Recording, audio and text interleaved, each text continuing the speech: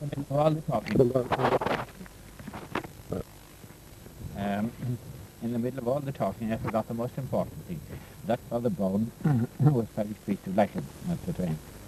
Yeah. Well, Lacan and Kilcommon it would be because of the shortage of priests. The parishes had been united at that time. Yeah. Well, he's down actually for Lacan and Kilcommon. And the church down at the Strand hadn't been built until 1836 or 37 or 38, so it would be long before the church was built in the Strand.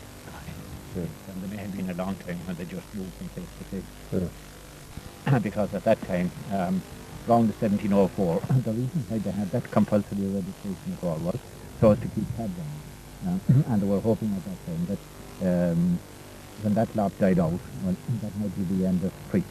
Yeah, we're talking about the penal laws now. And so he may have said it too back in Lee Cabin Temple, way back when that temple.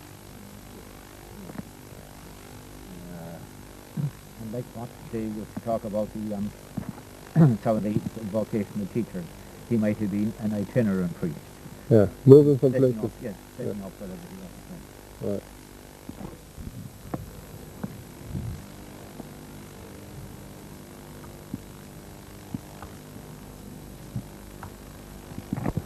I'm standing here now in Lissadrone East.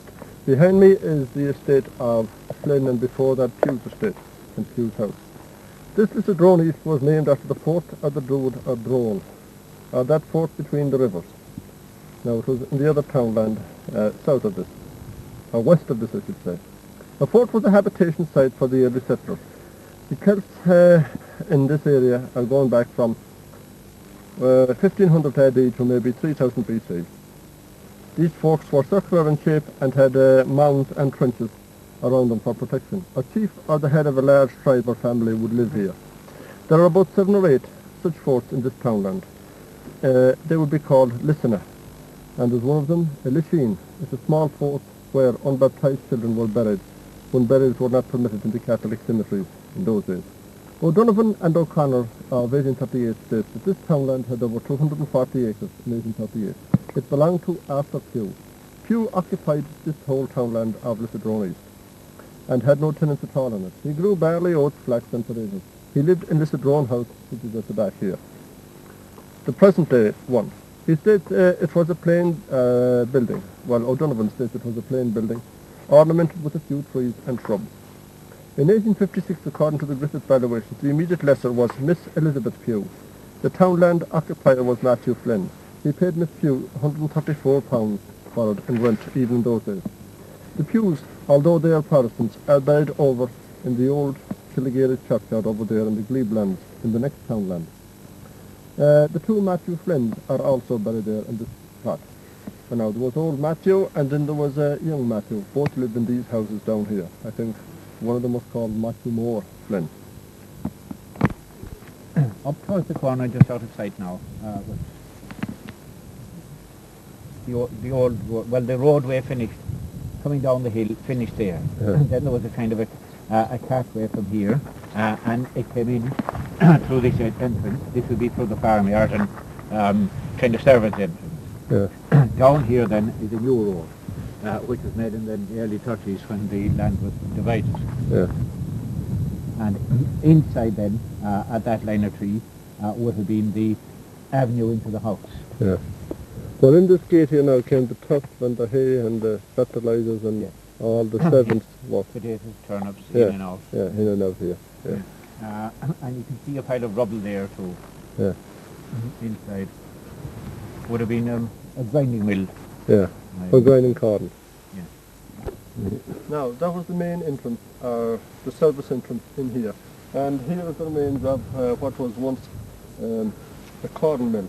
He had a store here in which they ground corn, and there was a shaft coming out of it, and the machinery was into it, and it was worked by a horse going around in a ring grinding corn. This, the ruins of this building was even here in my time, used by Pugh, I suppose, and Flynn. Further in now on what we called the servants' entrance, and the way in is a stream. It's dry at the moment after all the dry weather. And you can see there above the kind of well, if you like, it's a dam on the stream where they collected water for the house and farmyard. Yeah. Down here is a train running, and I was told that over this there was a kind of a cart house or a coach house where the coach was kept and the harness, so that there would be a breeze coming from the river to keep it dry, if it would keep it dry. Yeah. An unusual place to have the likes of coach house. We're standing here now, and I suppose you call it the farmyard or the backyard. The dwelling house is on that side, and here would be a line of stabling. I suppose for all kinds of purposes. Stores, possibly for cattle, horses as well. Maybe the coach. Because from that archway anyway, it looks as if that was intended for a coach at some stage, and then it was filled in. And quite possibly some of the people who worked here would have lived upstairs in some of these sections too. They would have lots upstairs there, wouldn't they, for holding hay and... Yes. Yeah. Hay, oats, I suppose, and some of the farmyard equipment as well. Yeah, yeah. They have unusual arches over the doors there, haven't they? Yes, they're very well made. They're very well made. Even those flat ones now have a keystone in them. Yeah, yeah. And over here I think was a bakehouse in this corner. In the lower part of that one. Yeah. Yeah. And the later addition would be a cart house, I think, over there. That would be a very late addition. Seems to be. Yeah. From the look of this now, there was cooking done here. There's a big fireplace, and that looks like the remains of a stove. And over on the other side is a smaller one, and it's brick lined. And quite possibly that could have been the bake oven, the little one. Yeah. So. Servants lived here, I'd say. Right, and maybe the cooking for the house was done here too. Yeah. And the meals were carried across then. Yeah. The slates in this overhead are interesting because they look to me like local slates. They're very thick. And they're probably quarried locally.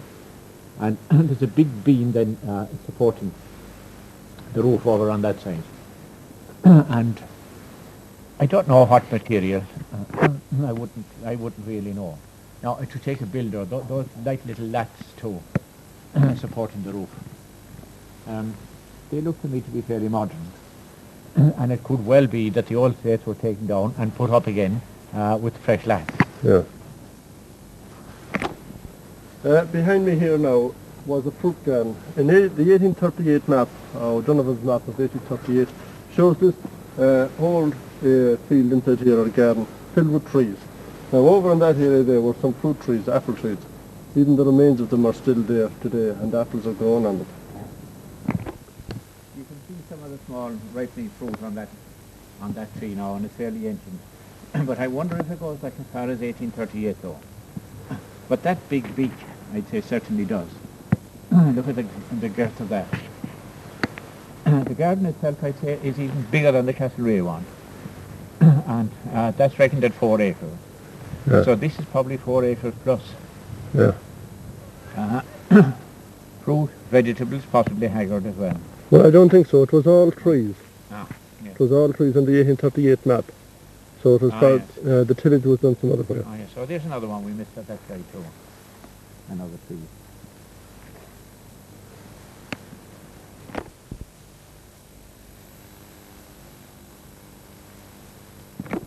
Behind me now here is what's on the Ordnance Survey map as Lissadrone House. The last man that lived in it was Martin Tighe, and then before that was Matthew Flynn, and then before that again his father Matthew Flynn, and before that Pugh lived here. I know that Pugh lived here, although many people in this town don't think so, because this house exactly here is marked on O'Donovan's map of 1838, and we know that Pugh was here in 1838, so we think that Pugh lived in this house here and probably built it in the year 1838. This was Drone House. Now, coming down here was the avenue, going down that way, we'll see it later. Over there in the corner from us now, there's a plantation of old trees. You can see the thickness of the trunks of them. And outside it is a kind of a circular ring that you might be inclined to think was a fort. In actual fact, it was built there to protect those trees when they were young. to stop anything from checking their growth. Yeah. So it would have been shelter and to preserve them from the animals. Yeah. The same would apply to this one here now. And it was ornamental as well as being a protection. Yeah. And the white thorns then were planted on that, I would say later on. Yeah.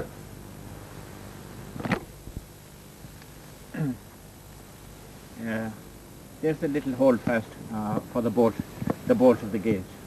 The avenue came straight up here, and you can imagine years ago a swanky coach and pair coming up with the coachman on the dicky seat and the others inside, coming up and swinging into the house. Now the interesting thing is what a lot of people think would be a new invention. That would be a sunken fence or a trench really. That was to keep the cattle from encroaching on the lawn. And it runs right across there now. It's filled with briars and walnuts.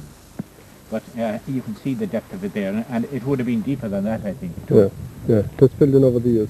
And up here was the lawn, so they wanted a nice view out the dining room window, or the sitting room window. Yes, yeah. And I think they would allow sheep in to kind of trim it every so often. Yeah. But not cattle. Cattle were common. Yeah. But sheep were tolerated. Yeah. Now, Arthur Pugh lived over here in and around 1838, and he was survived then by his sister Elizabeth Pugh. But I've heard rumours or yes, that he was going kind of crazy in his old age, that he was feeding some of his turkeys with guineas, and that some of the local workers used to, they were able to smuggle some of his money away. There's also a story about Pugh too, that he was robbed at one time or another, and that he was a fairly powerful man at the time, but that some men from way back in Lissadrone West came and overpowered him and took away his father's carabine or one of these ancient guns he had, and also some valuables or jewellery he had. And they also they went off in that direction, and they sat down in some house back in Lissadrone West, and there was a flood going by, and they put the valuables they had into a horse's skin. It was called a horse's skin of gold, or the legend of the horse's skin of gold eventually. And while it was hanging on a tree outside, the flood swept it away, and so the fortune was lost. But later on, some of these men, I believe they were captured and brought to trial at Castlebar, I think, so the legend goes. And I think Pugh was a magistrate, or I heard he was, I'm not sure, but I just heard he was. And that he would release them if they could return the jewellery, and especially his father's gun or carabine, which they failed to do, and I believe that they hanged for it. So the legend still lives. In Lissadrone Bog, back in that direction there, Lissadrone West, is buried the horse's skin of gold that was stolen from Arthur Pugh here. Looking at the boundary there now between Carramore, Palmer and Lissadrone and Killigary. Now you're standing here at the boundary between Carramore, Palmer, Killigary and Lissadrone. This is the boundary wall here. You can see it's a stone wall. Yeah. It goes right back, and that stone wall actually extends itself right back to Lissadrone Bog. Yeah, and there's a river outside there too, isn't there? There's a stream running down there. It goes down by the old Parsons Church in Killigary and out towards the Mare. So Lissadrone east here. This is Lissadrone east. this is Lissadrone east here. And outside there, And outside there you have Carramore. Carramore. right. There's a legend about this spot here. That's in 1798 when people were fleeing from Killala after the final battle with the French, or the rebels in Killala. That's Lord Cornwallis's troops overtook a man here and they murdered him here. He was carrying his young son on his back. Yeah. He was supposed to be from the Lagan or someplace like that. But I was often thinking to myself that that's probably why this field got the name Mahan's Field. It's quite possible that the man's name could have been Mahan. Yeah. You know. Yeah. Was he carrying some kind of knife? He wasn't. He was supposed to be carrying a weapon or something. Yeah. Yeah. Of some kind. That was the excuse they had to slaughter him. But any excuse was good enough that time. Yeah, he's buried here, isn't he? He was buried here. Incidentally, there was a drain there years ago. Hold on. Years ago, around the turn of the century, when they were cleaning up the drain, some one of the forts that were living over there in the gatehouse discovered an old sword in the drain. It's supposed to be in the in the museum in Dublin. I'm not sure whether it is or not now. Yeah. I don't know Yeah. how accurate that is. Yeah. There was a sword discovered in that drain anyway. Yeah. Okay. I think you're standing on the burial ground Yeah, of that. I'd say that's probably it, because if you notice that's the mound stones and they're loose stones, and people had a custom on a croppy's grave or some grave like that, that even up to the present day where somebody gets killed accidentally or something, they had a custom of taking a stone and adding it to the pile as you went Yeah, along. yeah, yeah. And when you consider that the main path, Hold on. Now, there's a path here, Paddy, isn't there? well, if the path, the Killala, came along this fence here, you can find the step here. I think the step is here in the wall to the present day. We'll just have a look to see if the step is here. Here's the step. Going across the river here and into Carramore townland. And it went down and out at Carramore White Gate. Yeah, and where they go from there then? Well, there was a path from that onto the road to Killala. Yeah. From Carramore, there was a road Was to it? Carramore. Yeah, yeah, yeah. This wall over here, Paddy. This is the boundary now between Lissadrone and Killigary. Incidentally, that was lead land in there. That was belonging to Bishop's land, they called it. And the field itself was called Mooneen Moor. Yeah. So on the left here where the dogs are, that's Lissadrone East. This is Lissadrone. And on the other side was Killigary. The other side is Killigary. Yeah. We're still in Mahansfield now, and we're looking at the old Leshin. And it's now, this field is owned by Brendan Brady of Lissadrone now. But Hold on. we have the Leshin here. Yeah. It's supposed to be a burial ground for unbaptized children. Yeah. Children born prematurely or born or who died without baptism. Yeah.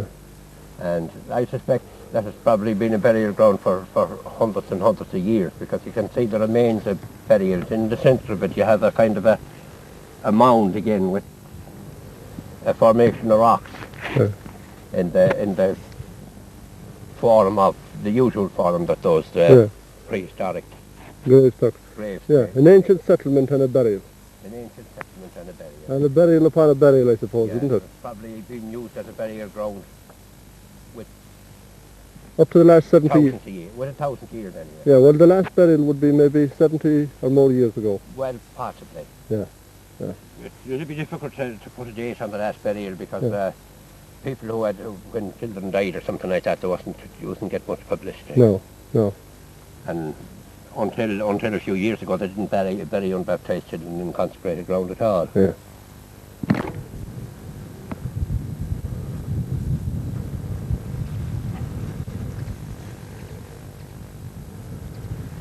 The Lissadrone fort now, you have and inside in it you have the usual mound of stones. And to my mind that looks like the track of some kind of a dwelling. Yeah. And I think myself that these forts were inhabited probably up until the time of Cromwell. Yeah. Or maybe in cases after it. Yeah, well, up to 1600 anyway, or 1500. Yeah. And if you look at the condition of the protective Trench, trenches that were yeah. round about it, you know. So this, It's hard to guess though at how old some of those thorn trees are that's growing there. yeah, I'd say they're fairly ancient. yeah, Here we had the entrance now to the fort. Yeah. And if you look at this trench here, you see the depth of it. Now normally castles are bound to, they'll fill it in through the time, you know, walking on the sides of it and grazing on the sides of it and everything else. You see how they've broken down the protective wall there. yeah, But that must have been pretty deep when it was yeah. in its original State, state. yeah. Original state. So it would be an ancient habitation site, wouldn't it? More than likely it was Yeah. an old bearing place. Yeah. If you look at the frequency of them, you get them, they fit in fairly Regular, regularly. yeah. And there are about 300 feet over sea level around here. Around there, yeah. Yeah. There's the boundary wall between Lissadrone and Carramore here. Yeah. But people call the name they call this land here was called Raslahai, probably after the fort down there. Way down there. Yeah. And there was an old boreen running along the stream here. There's a stream coming here, the stream that comes up from the old church in Killigary. It goes Yeah. right on here and goes right on to the Lissadrone bog. Yeah. And there was an old boreen, and there was houses along it too. Yeah. There was 3 or 4 houses up here from, you know, and it was into this village, this Yeah. boring came. It wound in and out along Wound the in and windings out of the along river. the river. Yeah. Using the bed of the river in places as a base. Yeah. Yeah. Yeah. We'll go back about 100 metres now west, 100 metres west of the old fort. We have another burial mound. The usual thing. It's about 20 yards in circumference, or maybe possibly 30 yards in circumference, and the usual mound of stones. Yeah. The place seems to be studded with them. Yeah. Yeah. Well, if you had habitation sites, you'd have burials too. Yeah, well, Yeah. that was probably collected. That's another indication of the age of that as a living. Yeah. Because probably people living there for thousands of years before they were finally Yeah, and buried. Cromwell put paid to them Yeah. and finished. Yeah. Yeah. Well, this field is Rogers Field on. This is John Rogers' land of Lissadrone now. Yeah. Well, we have Teddy's Hill on the boundary between the Mahansfield and the Limekill field, they used to call it. Yeah. And you see the bush there? Yeah. Well, that's Teddy's Hill. Tradition says that there was a Teddy O'Longine. He was a tailor. He used to live there. That's hence the name Teddy's Hill. Yeah. Teddy Langan. Yeah. And he'd probably be working for the village that was There's in the another story background. told about Teddy. Teddy was cast in a kind of an eye on a bit of land belonging to a neighbour, further back. Yeah. The neighbour was in arrears with rent, and Flynn was supposed to be the agent. He was. But anyway, Teddy had Flynn haunted. Would he write to the big boss himself in Pew. Clay, Yeah. to Pew, and to get himself installed in a bit of land that he was much better able to pay than the other poor guy that was in it. Yeah. But anyway, the story goes that Flynn got so fed up with him at last that he read him a letter he was supposed to get. Of course, the van never sent any word at all to Pew to Yeah. get the land from him. Yeah. And it went like this. A háile roin na chrochador go she's as Lissadrone thought suits to fly please all pug them all. That was the reply he was supposed to get from Arthur Pugh. Well, in fact, I don't know whether Arthur Pugh was an expert in Irish or not, but it's... He probably had the use of the language. Yeah. The same as Flynn. But that yeah, was Flynn had a better use of the language. that was plain enough for him. Flowerier use of it, Yeah. no doubt.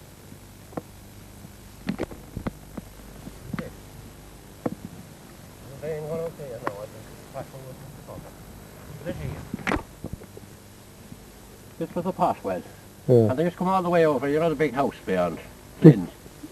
For water. The women that were in the working in the kitchen there used to have to drag every bucket of water they used in that house from that pot well. Is that so? Yeah. Did it also serve the village that was across the wall here? Oh, it probably did, yeah. Yeah. I suppose it was shaped like a pot, was it? It was, but I remember it when it was, when there was water in it, and it was just like a, you know, just like a pot. Yeah. The old skillet pot. Yeah, that Yeah. was the shape of it. Yeah. And using it in Lissadrone house. They used it in the Lissadrone house. I never saw it dry since a year Yeah. ago. And this is a dry year. Yeah, it is, very Yeah. easy.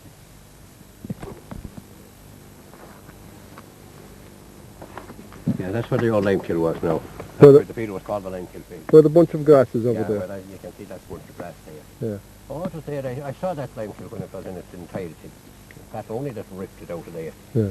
But that time they used to have to bud and lime, you see, for the crop. There was no fertilisers like we know now. Yeah. You see, and they used to have to bud and lime just to Pew would have that. wouldn't it? Pew or Flynn after them. Yeah. Yeah. It was part of a farm place that time. And so it was called the Limekill field. Even back on the mountains, even the small holdings back on the mountains, the traces of Limekill. Oh, indeed. Or Indeed. place. Indeed. That's why they're in it. Yeah. I think it was used by, they used to call this Bohercom here, actually. This one out here. This part here was called Bohercom. Yeah. And there was a wine in the avenue that's not in it now. But this was the avenue to Lissadrone house. Yeah. Yeah, it went round then into the yard. It went round by the front of the house and into the yard. Yeah. Used by the coach. Used by Flynn and used by the coaches and that for the captain and all Yeah. the Yeah. stuff. Yeah.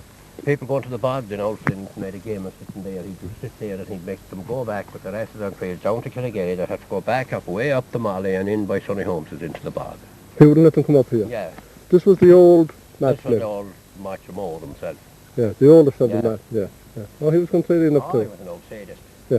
Right, Yeah. this road was made in when? In 1932. This was made after the land being in 1932, wasn't it? And your house, you had the gatehouse down there to made let. the gatehouse that time. Yeah. Yeah. These houses were built in Yeah. that time. Yeah. Your house here was built later. 1939 or? Yeah. Yeah. Our house was built in 1938. Yours in 1939. Yeah.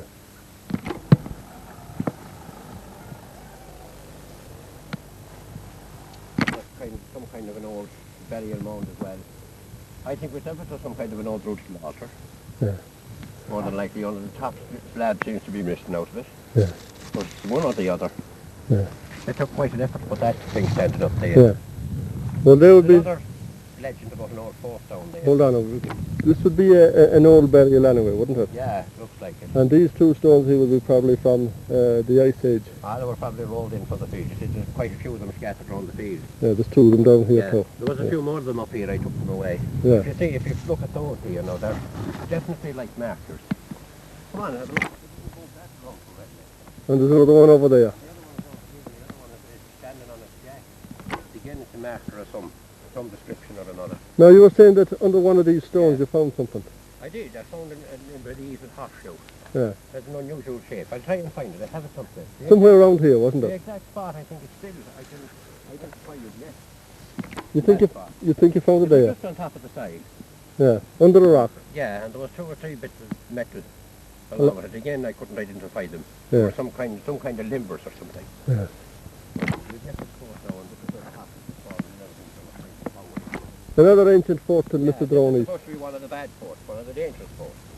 Where the Sheogs were in action. They were supposed to fight a battle here around May morning. And there was old people used to say that if you came out on a May morning here that you get blood on the grass. That's if you came out early, you know. Would that be? There's a tradition that there was a battle fought here. But this fort here had another story about it. There's several different teams of horses that tried to plough this land here. They could never get any nearer. You see there's a track of an old stream or something going down there. Yeah. And they could never plough any this side of it at all. And any time they tried to plough it with horses, the horses used to fall. Uh-huh. So finally, anyhow, a few years ago, we were ploughing out there, just across the corner. Yeah. It's part of this fort in the two fields. Yeah. Now, whoever built the fence through it, they didn't have much value on superstition. Right. Because it's the margin between the lawn and the church field, and this fence was built down here to divide the two fields. But Right. anyway, we were trying to plough it with a tractor, a Ferguson tractor and a pair of ploughs. And the Ferguson tractor didn't fall, but it wasn't able to plough it. The tractor was so tough, the kind of grasses that was in it, the root system, that you just cut them along. They just wouldn't cut it. What horsepower was your And it tractor? just gathered along, you dug it up in lumps, pulled the top of it in lumps. It was the type of grass Yeah. that was living in it. That was illness, you How, know. how powerful was your tractor? Oh, the What? Ferguson 20, you know. Was One of it- those. was But it was well able to pull a 2 for a plough, certainly a lot better than a pair of horses. Yeah. All the Middle Age. I thought that fort up there now was for trees, young trees, you know, protection against animals. But Oh, not at all, no. That was a fort. There was trees planted on it and around it. But if you notice, there's very few trees growing in it. yeah. You see, but the one in the middle is definitely, they used to call them a rosebud. Yeah. Planting trees round in a certain imitated fort. Now, what about this one up here? And there's a couple of legends or so. No, there's supposed to be a cave going from that one to the one on the mountain. You know, the two are supposed to be connected. Yeah. Now, in between them again, you have if you notice, there's a rise in the land going down to that fort in Yearfield there. Yeah. Now, if you look at this fort again, you see this rise in the land again. You can follow it up with your camera there. Oh, yeah. You see where it goes right round. And you can see the ancient division of the land. That's where they had their fences between the land and they were flattened out. Yeah. Again, it's just the farm places, you know. Well, there was You can actually see the boundaries of them. You can see them much better in winter time than you Yeah. can now. What about the legend about this fort up here anyway in the tunnel? Oh, the one about the tunnel, it was one of the planes that came back from India. He was a veterinary surgeon or something in India and he got sick. And he came home with one of those tropical diseases or something. But anyway, one of his sisters came home to mind him, to look after him. But I think she buried a lot of his stuff. I suppose they were afraid it was contaminated and it was buried there. Now, when they they happened to lose a cow on the farm at the same time, and some of the workmen were sent out to dig a hole for the cow. Yeah. And they dug the hole all right, and in the digging the hole for the cow, the sister wanted the hole dug extra deep. Of course, she had this other burial in mind, you know, disposing of some of the stuff they had. Yeah. And they found this. It was a kind of a souterrain. Yeah. Going through the fort. It was going through the fort. It would be going east-west, would it? It was supposed to be going east-west. Yeah. I remember hearing rumours about it from time to time. How accurate they are again, you know the way these rumours. That's not so long ago you were telling me. No, about the 1920s, I'd say. Yeah, yeah. And that fort up there. Yeah. There's another one over there in the corner there, isn't there? There where is, the bushes are growing. That's in Philip Lavin's field now. Yeah, yeah. Another Beyond the fort top of there, here. Yeah. There's 3 or 4 good big star bushes growing in it. Yeah. You know, they're fairly ancient ones. And burials in it too, isn't there? Yeah. They say there is, but I don't think there are many burials in it, because the graveyard was near enough there, and that's a very old graveyard. This would be before that, Mc Hale. Yeah. This would be way before that. But I wouldn't think so. I think the people that lived there worshipped beyond. Have a gal down here somewhere. That's your house up there now, Paddy, in the background, isn't it? The gatehouse was down at the end of that. Yeah. But down here. here was the well. They used to call this Tubergall. Yeah. And there's a story told about Tubergall. That all women from Brendan Hill used to go down pulling gillies down to the shore and caught again. But it seems 2 of them went down on a fine summer's day anyhow, and they pulled a bag of cod again or something. And they came back and they washed the cod again here at the well after coming back, and that didn't do them until they washed their feet in it as well, and it was supposed to be dry the following morning. Is that so? And Tubergall used to dry after that, but it never dried up to then. It would be the bright well, wouldn't it? Yeah. But I followed it down to about 10 feet, and finally I lashed the cow and she fell into it, and I had to close it up. I got found another well up near the house anyhow. It was an old well, wasn't it? Oh, it was an old well. Very old. The stones from around it and all, there was a big rock over it. I buried the rocks over there. There was a big rock there too.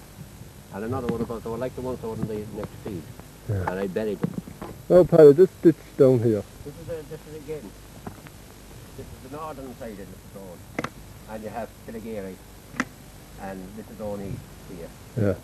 And this is the main wall here. Goes all the way down to the river. And the land outside there, this was called Breda now.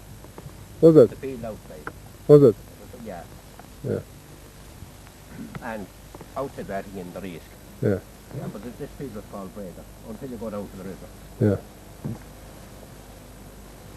Lissadrone. That's where's your own house there? Yeah, this is yeah. Our own house here. And here we have the road we're standing on now. We're standing approximately here. Yeah. And if you get a view of the road down there. Yeah. And this was the gatehouse. Yeah. You can see the roof of it there. Yeah. It's no longer there now. That shed is taking the place of it. Yeah. Gatehouse. Yeah, and that's the Killigary boundary that you're looking at. You see there in the photograph, in the area photograph. Yeah. And this is the road here. That's the road, yeah. And inside where the blue car is there, that's where just below the blue car, there used to be two big pillars there and a big gate. Yeah. Big iron gate. Incidentally, one of the favourite athletic pursuits was opening the gate by the inside bar. It took a great man to open it with one hand by the inside bar, you know. Is that so? Yeah. Oh, you saw the gate then? Oh, I did, yeah. I remember the gate for. It was across the road there, wasn't it? Yeah. What colour was it? I thought it was a big iron gate. What colour? Black or red? Oh, no, it was brushed. It wasn't painted. Wasn't painted? It was a cast iron gate. There was a cast iron frame on it. Yeah. And there was cast in around the, you know, there was some of the irons of it, they were like spears for years. Maybe that was taken up during the war times. It wasn't taken up, but there were bits of it used, you know, bears were used for different things, for shoeing, horses, making tips for shoes. This kind of thing. Scufflers, everything. There was a fair case of the iron in the war years. 1939-45. Yeah. That was it. I'm standing on the boundary. This is Rowan Killigary, and the gate was here. Yeah. See the main walls both sides. Yeah. Yeah. You see some of the stonework, you can see some of the stonework on the wall in there if you have to take a look at it. Where they built the wall around the stream. And, yeah. So this is where the gate was across here? The gatehouse then was there. Yeah. Where that shed is now. Yeah.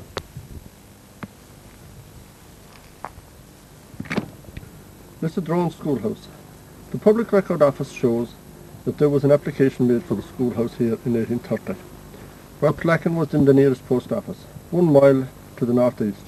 and Killala 5 miles southwest. The school would be rent-free. It was not to be built on church property. The ground was provided by Arthur Pugh. He lived in here. The estimated cost of building the school was to be £15. It was to be 20 feet long and 12 feet wide. It was to have a room for the schoolmaster, 12 feet long by 12 feet wide. It was to be a school to educate the children of the neighbouring villages. Now these neighbouring villages were to contribute £5 in labour towards this building. The trustees were to be Thomas Palmer and Arthur Pugh, who were both two of the parish of Lacken. There were also 2 magistrates, and they were from the parish of Lacken. The request was made to the Commissioner of Education. It was signed by 13 Protestants and 11 Catholics.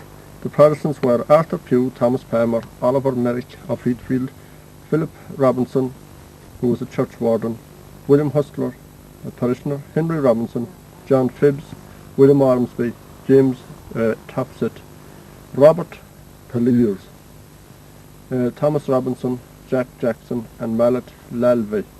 The Roman Catholics that signed were Thomas Trigg, John Kane, parish priest, Patrick Loughney, Thomas Loughney, Don Loughney, Thomas Golden, Thomas Duhaley, Pat Conway, Paul Pellow, Thomas Lynott, and Matthew Healy. I don't think this school was ever built or existed. Just the application for it was made in 1830. This school was to accommodate 40 boys and 30 girls in Lissadrone. Oh, you were telling me there a couple of days ago about Ballinahona. There was a couple of houses in it. There was, yeah. Yeah. Do you remember any of the names of the people that might be living there now at that time? There was a man named Clifford living in it. Paddy Clifford, who worked here in Pews. In Flynn, Flynn, Pews, or yeah. whatever you call it. Yeah. And there was Mehedis. There was indeed. Pat Mehedis, wasn't it? Yeah. Yeah.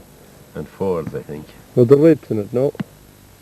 No, they were living in Lacken Hill. Ah, yeah.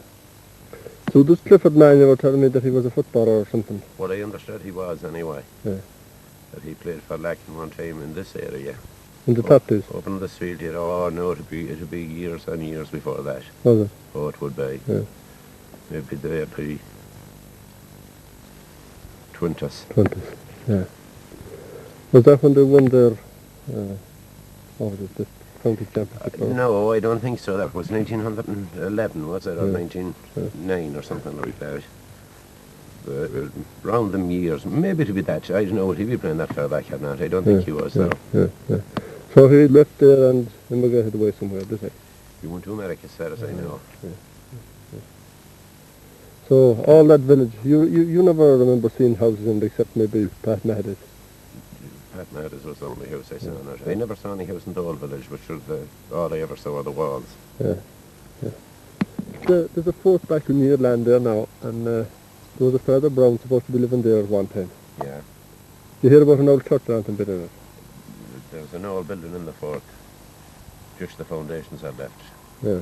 Because I took some of the stones out years ago, but there was a lot of them I'd say gone before that. It was levelled down to ground level, like. Yeah. You didn't hear anybody saying that there was a church there or anything, or? I have that a few things, that there was a church there. There was supposed to be a priest staying in it. Yeah. And a church in it too. Yeah. Yeah. That's a near land there, just on the far end of this townland here. Yeah. Yeah, behind the wood. Just behind the wood, about 200 yards behind the wood. Yeah.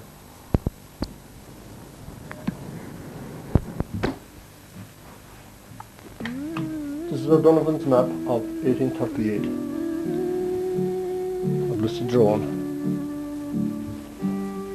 There we see the village of Lissadrone, and the fort that gives it its name, Lissadrone House.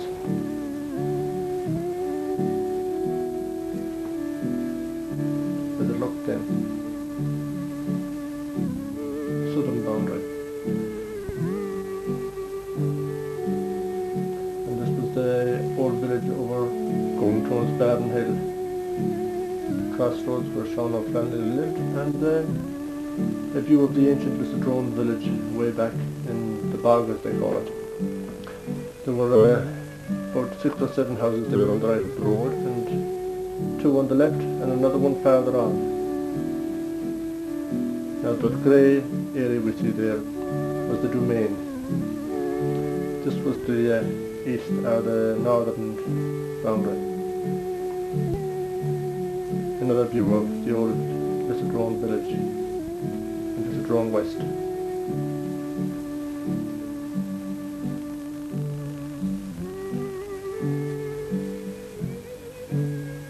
The Glebelands on the north side.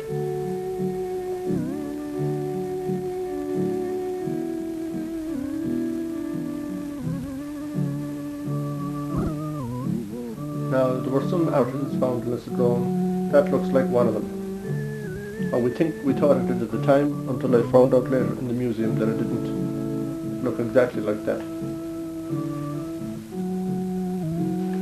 This one could have been found by Mike Kelly of Kilcummin, who has now died. There's a record of two that have been found in Lissadrone bog. A tark. The first one was found by Michael Cosgrove on the 22nd of May 1888 at a depth of 3 feet in a bog drain at Lissadrone, parish of Lacan, County Mayo, purchased from the finder through Mr. W.J. Campbell. It was broken by a spade in 2 places and repaired later on.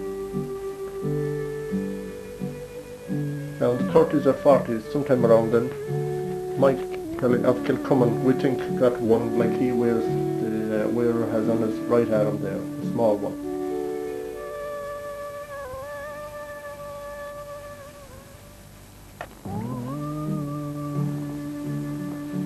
Now Lissadrone West seems to be a treasure house. There has been about 5 artefacts have been found there. We'll be dealing with that later on.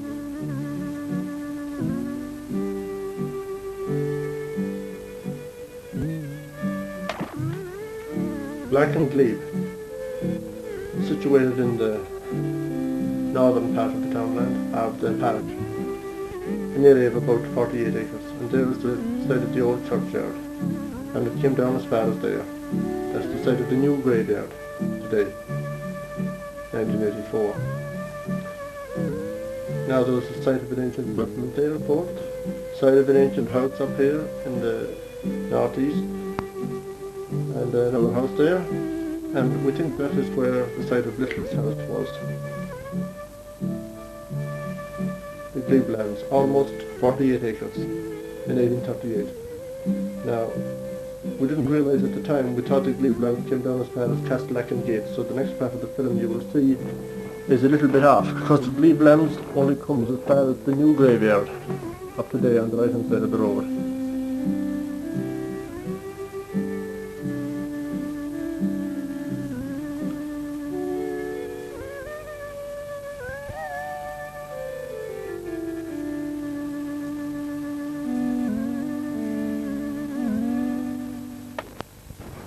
Standing here now with the bridge on my right, and across the road here is the entrance to Castellakin. The red door. It's called the red door. Yeah. Now the townlands, the Glebelands, come down here, this narrow strip going up between the stream and the road. Yeah. That's the width of it until you get up about halfway. Yeah. And the far ditch of the road over there, isn't it? Yes. Yeah. Glebelands, the Lacking Glebelands. Yes, and it gets wider then as it goes up the road, up near the church. Yeah. This part of the road now, up as far as we can see, is old. At least back to 1798 we would say, and possibly further. Now, it may not have been quite as wide as that. But so the person Little lived there anyway. Yeah. And this would have been the way in and out to his house. And the only strange thing about it is now that the ancient graveyard went across under the road. Yeah. Now, which must have meant that the road, when you went up opposite the graveyard, must have skirted around the edge of the graveyard there. Yeah. That's the only change in it in modern times. It seems to have done on the old maps, all right. There was a bend in the road there. Yeah. No, I think. The glebe, the Lacking Glebelands. The glebe was a piece of land attached to and part of the endowment of a clergyman's living. It usually belonged to the Church of Ireland, the established church. The glebe lands were situated in the parish of Lacken, here, behind me. In 1838 it had almost 48 acres of land.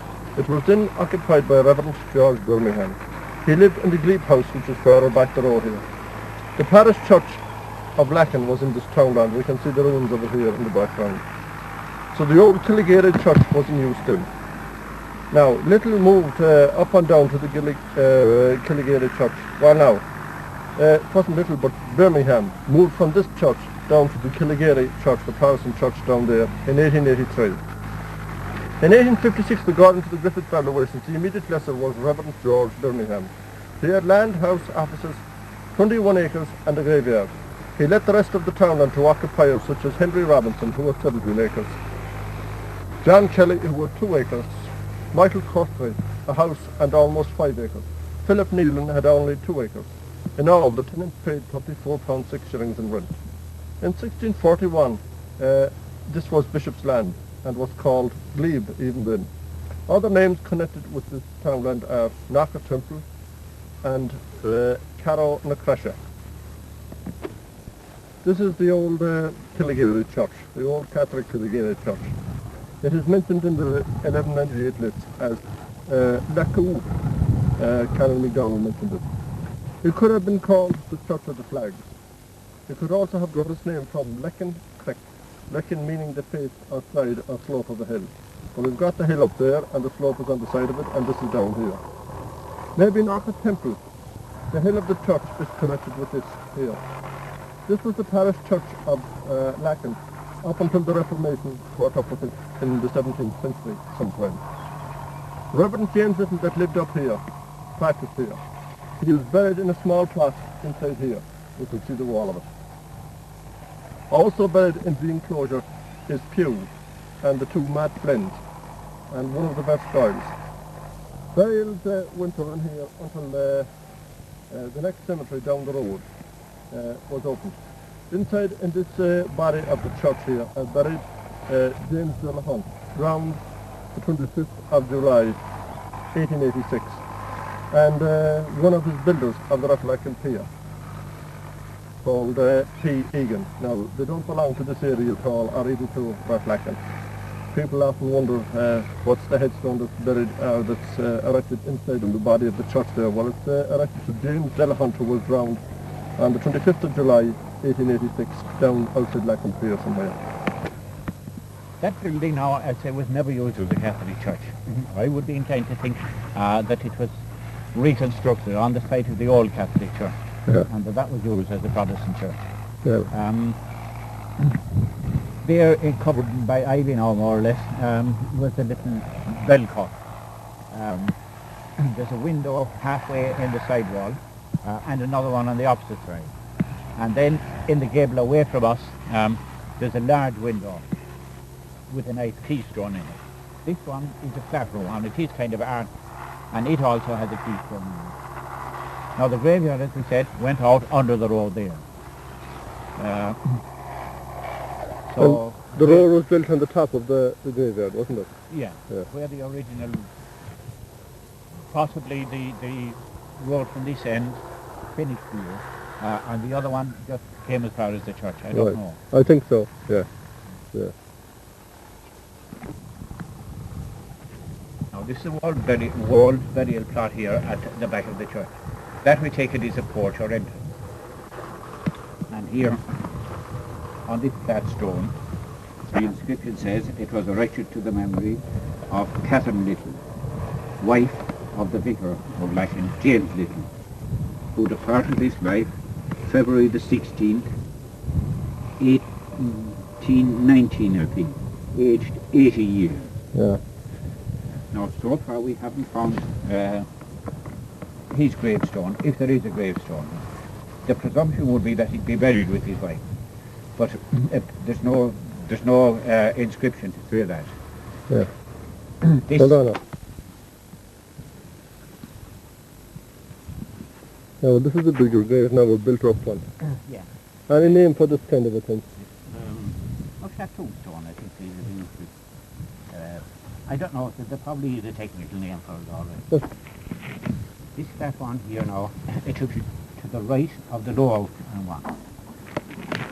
And it says, to the memory of the Reverend Francis Little, who departed this life the 19th of August 1859, aged 81 years. And that's 2 lines at the top of the stone. Then there's a bigger inscription here, sacred to the memory of Jane Little, wife of the Reverend Francis Little of Dunfini Glebe, who departed this life the 20th of February 1848, aged 54 years. Their son Francis died November the 28th, 1853, aged 28 years. And their son William, who died January the 1st, 1901, aged 69 years. And the rest of the stone is blank. Yeah. And there's no trail at all of the Reverend James. Yes. He should be buried with his wife, Yeah. but there's no inscription. Yeah. Yeah.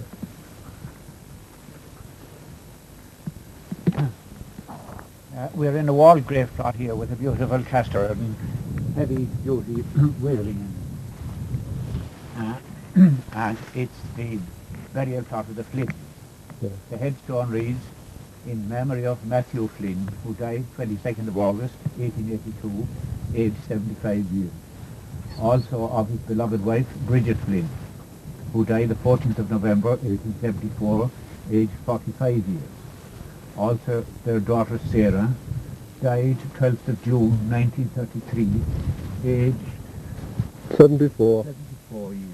And their son Matthew Flynn died 29th of April 1934, aged 82, I think, 82 years. Yeah. And the stone is by Harrison Dublin. Yeah. So Matthew was the last man there in the estate, and he died what year again? 34. 1934. Yeah. Now over here was the Well, pew. at that time I suppose the estate would have been taken from him. Yeah, it would have been divided. Yeah, it was 1932. Yeah. Now this is the slab stone where the pews are buried, all but Arthur. James.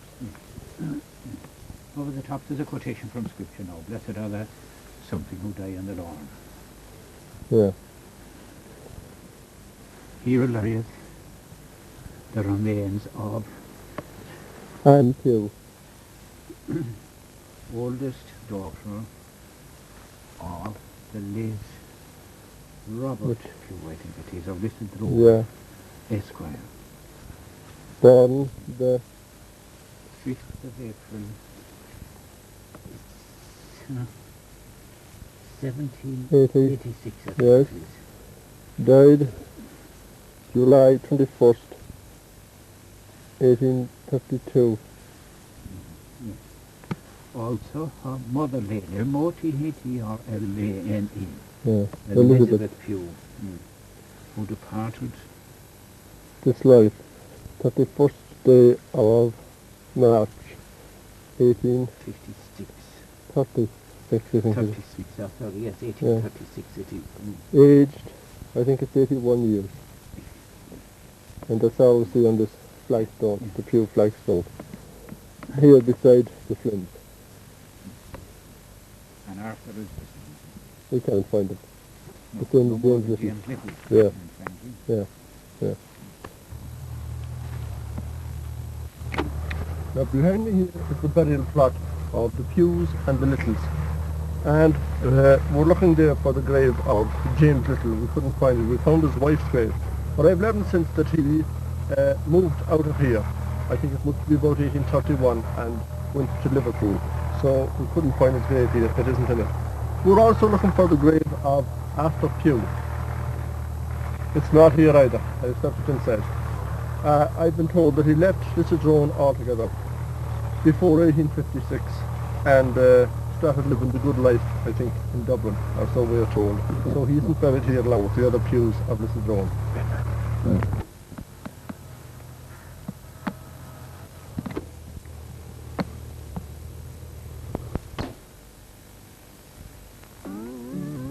The burial ground, situated west of the old church, in the Glebelands of Lacken. two Clevelands and Lacken. This was the bigger one, 14 t-shirts.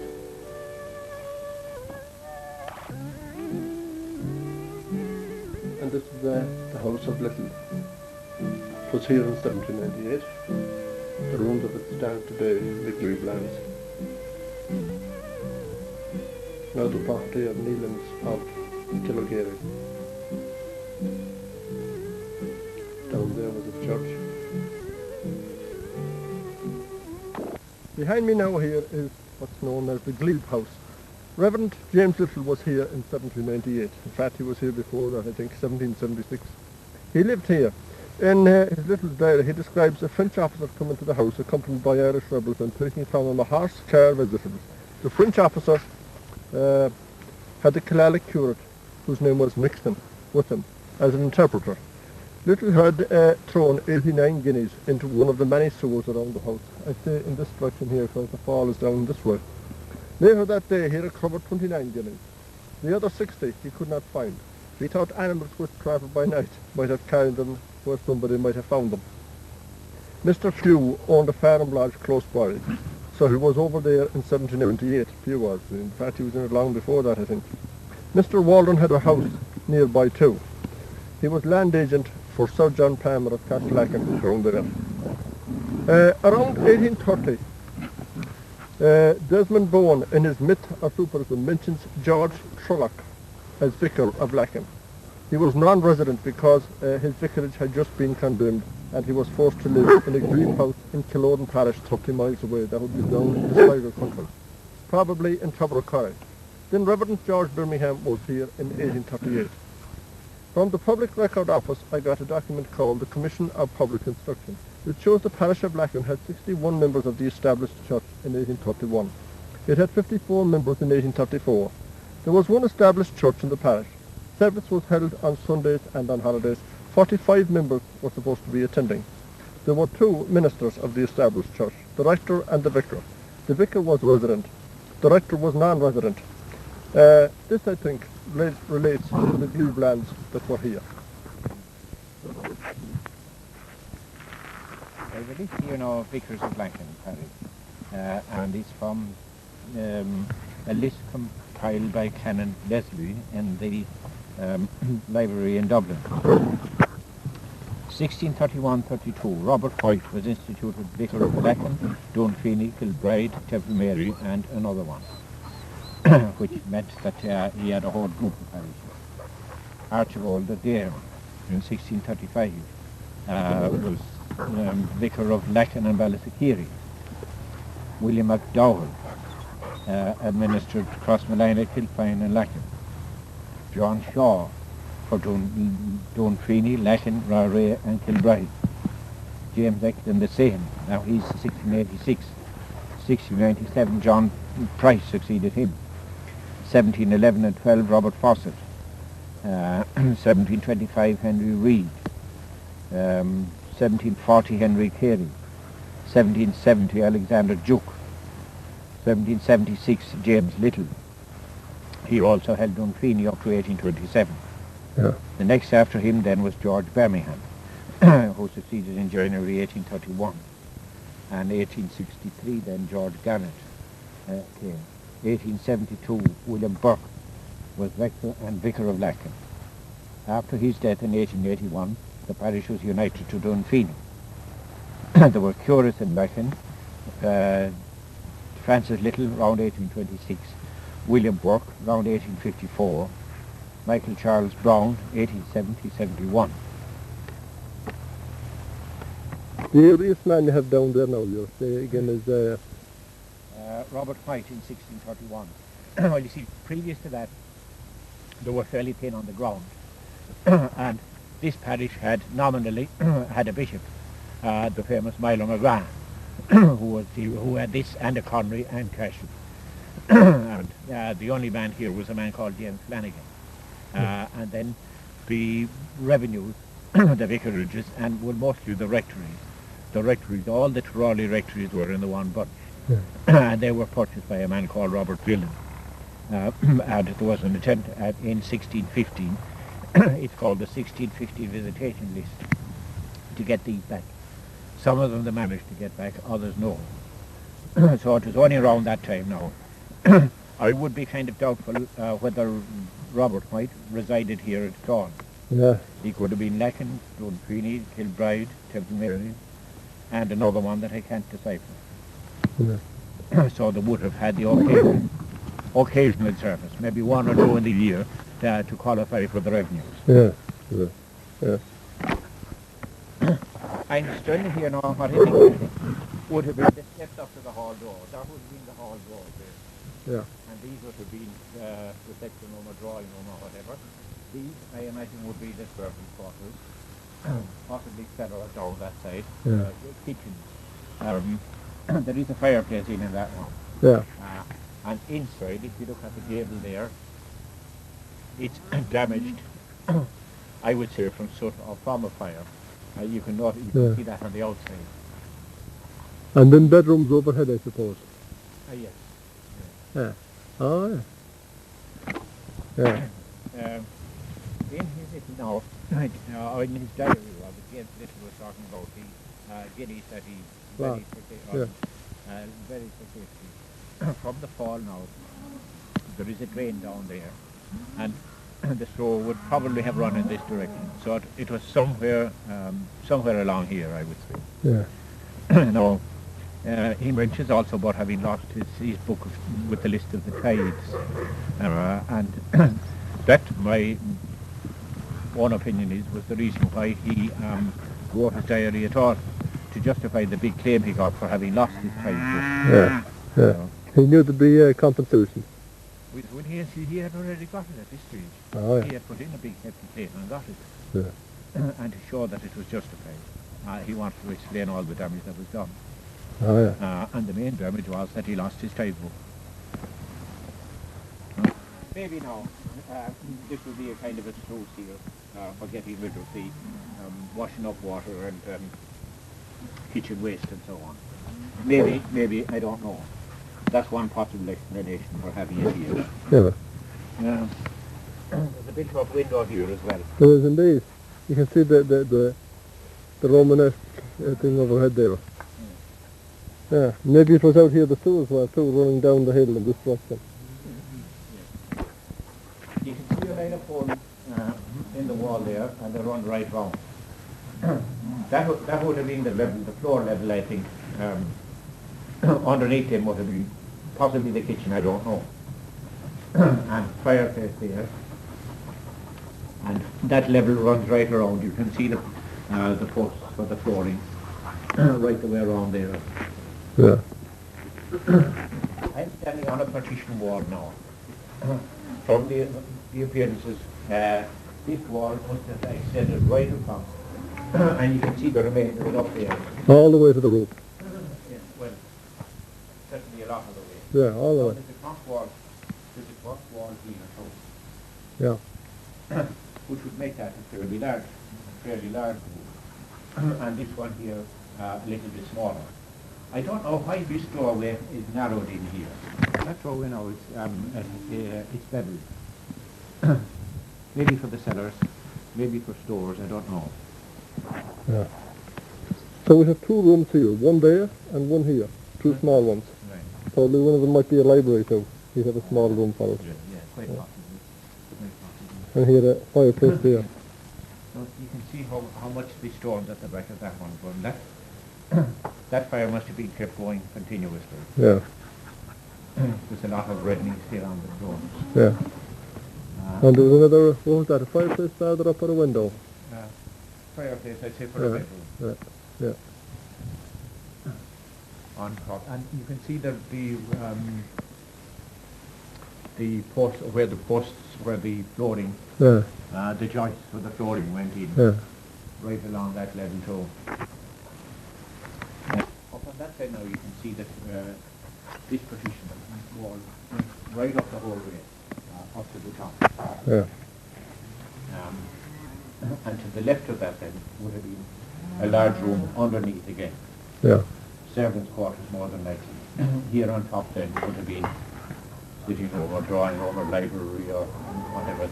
This I would imagine would have been the sitting room or drawing room because of the fire, the continual fire. Yeah. Now, there are two paragraphs here. One, I think, from the bottom section, Yeah. and another one then to serve the room here on the first floor. Yeah. And you can see the smaller one above there for the bedroom. Yeah. And some of the original plaster is still left there in the corner. Please.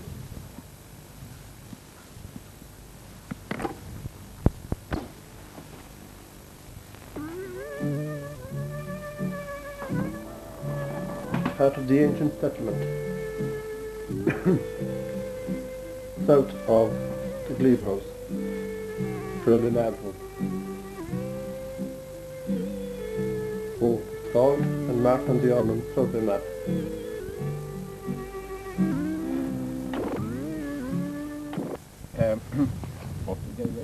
Fly to this port.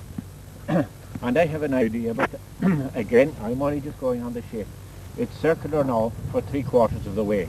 And from there then, it looks as though that bit that runs straight. Squared off. Yes, that is squared off from there. It should bear around to the left to join up with the other over there in the corner. Yeah. A very big fort, isn't it? Very big. Yeah. Very big. No sign of a collapsed escape passage or anything No. inside. No. But it would have been cultivated time and time again, I'm sure.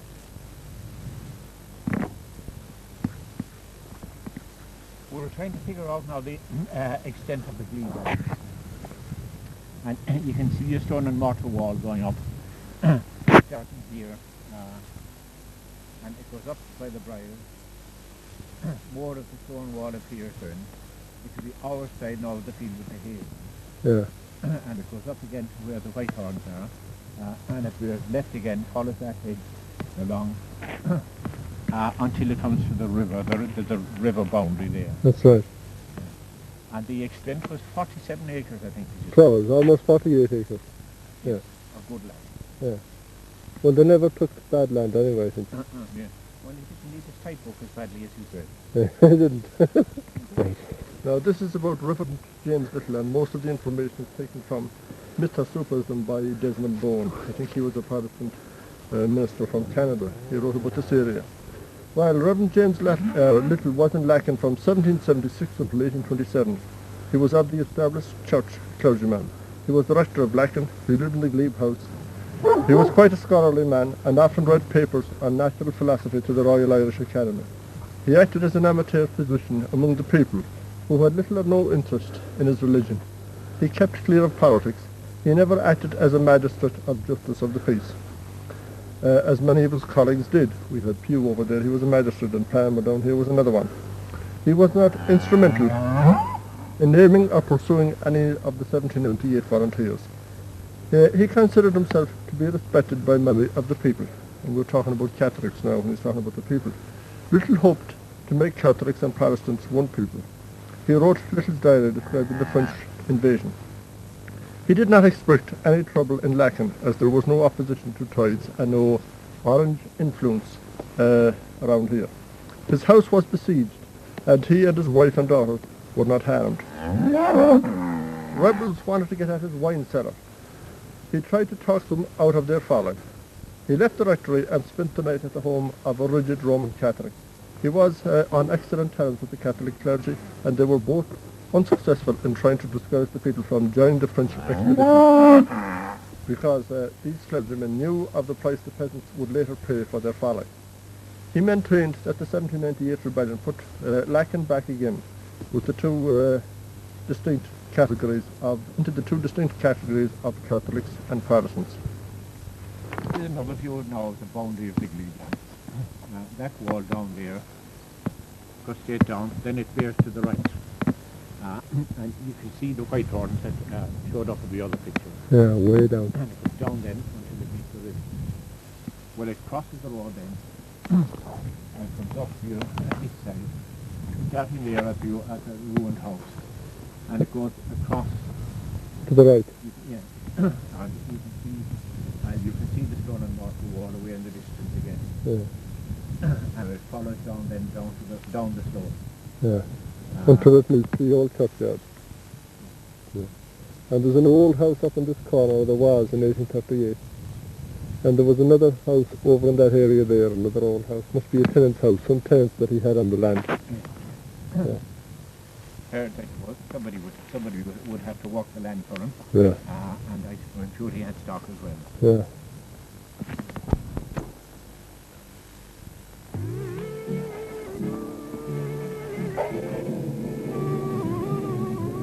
Now this is the hill called the Malay. Some local people call it the Graveyard Road. The Malay, an Irish word for a hill.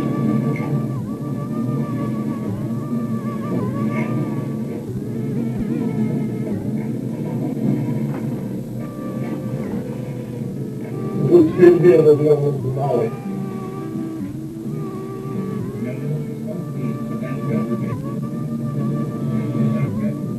Leave lands on the right, both sides of the road here.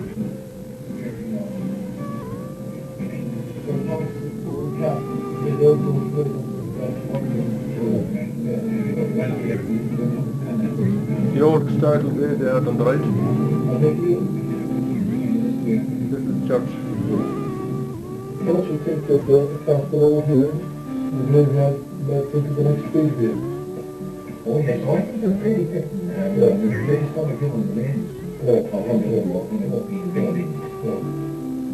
And something to think that the one of the other side of the church there are. Yeah, we think that the road might have gone through the churchyard here. Bones were dug up, etc.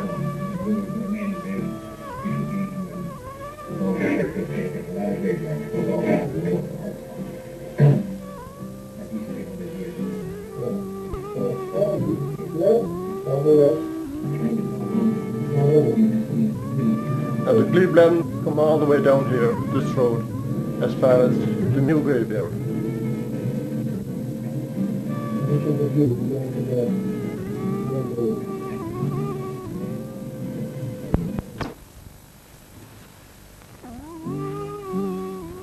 Gleeblands in there, Killigrery, coming from the church of the O'Garas, of the stream with the trees.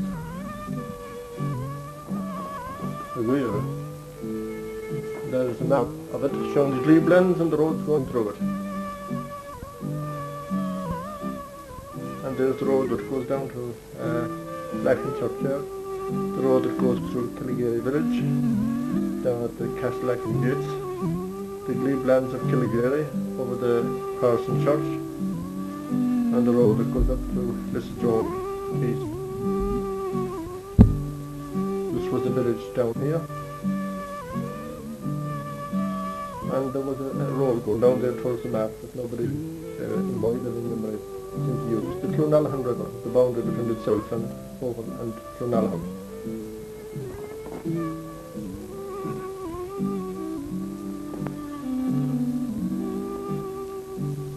Here was the site of the old forest and church.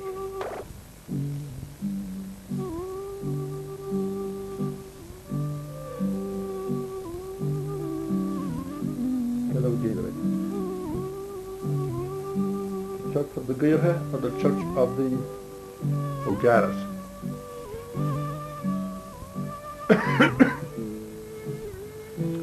And this is the end of southern end of Lissadrone, east end of it. And right here, where we're looking at now, the townland of Killigrery, it comes up this far, where the gates of Lissadrone. Oh, here, divide Lissadrone from Killigrery. Killigrery is down here, and Lissadrone east is up here. And here was the gatehouse. Behind me is what's known as Hughes Road. It was probably named after Robert Hugh or Arthur Hugh that lived in the Lissadrone house up there, and here was the gatehouse. Now this Hughes Road only came up as far as here.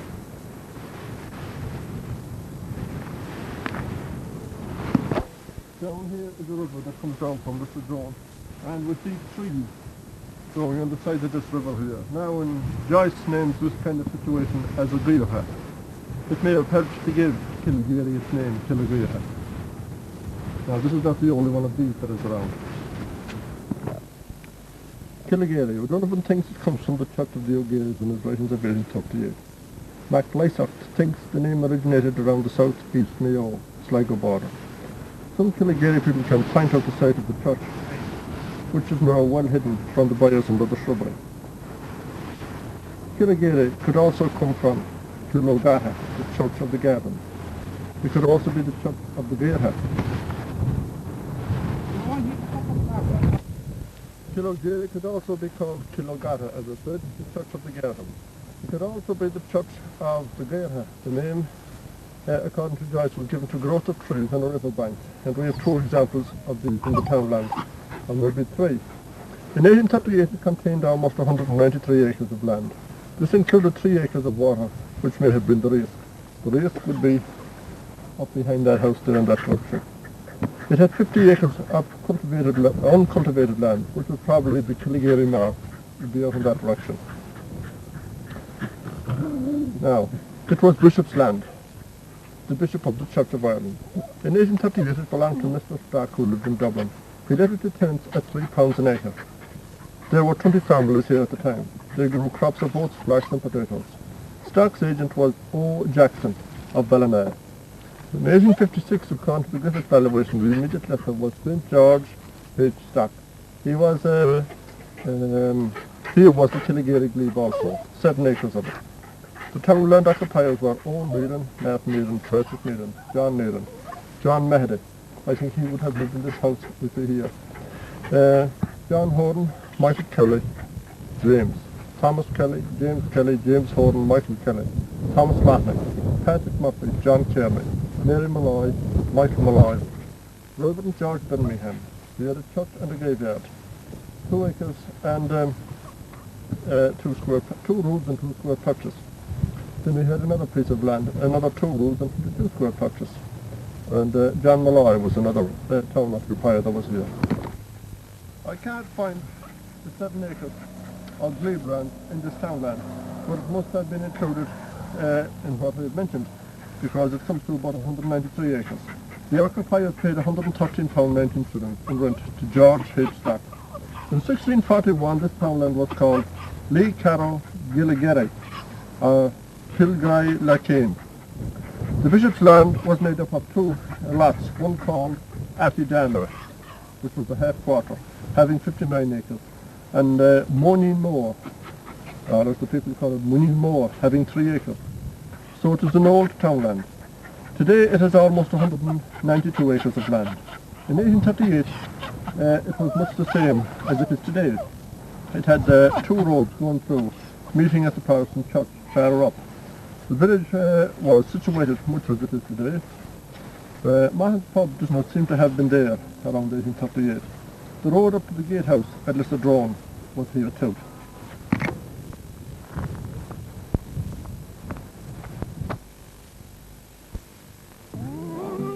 This road we're looking at now takes us up to the other glebe land, and it is an old road was there 150 years ago, and this is where the black gates were, or the red doors as they were called. The bridge. Down here, the other side of the bridge is Gary's Bronco, where the French man was buried, 1798. Ground land river, wasn't it? That's right, yeah. All the way down to the... All the way to go to the lower road. Yeah. Did they call the lower road the Lodge Road? Didn't ever hear it. In olden times, yes. Yeah, they did. Lodge Road. So, Fohel men and Kilcommon men and these men going to the Lissadrone balls, but up there, asses and cradles and... That's correct. Yeah. Anything else? Caps? Asses on creels and donkey caps and Horse caps? horse caps. How did the horse groups ever manage up and down here? Now it wasn't better condition that time, you So know. it is now? Yeah. Yeah. Yeah, the flood broke out on it. And in fact, the river is going out, so there was gullets now, it's going out I overhead, see. you know. Yeah. Cotton clipped and repaired for it, or not for a number of years. Yeah. I know, but here, in here is the old garden, where there's a burial ground, isn't it? Yeah, Yeah. supposed to be. Oh, that's the mound there, what is it? The burial, isn't it? This one here. There's a couple of them, and there's Is another there? one way down here. So down where the briars is another burial mound, isn't it? Well, I'd say so, yeah. Did you ever hear this place called Gary's Franco? I did indeed. You did? Yeah.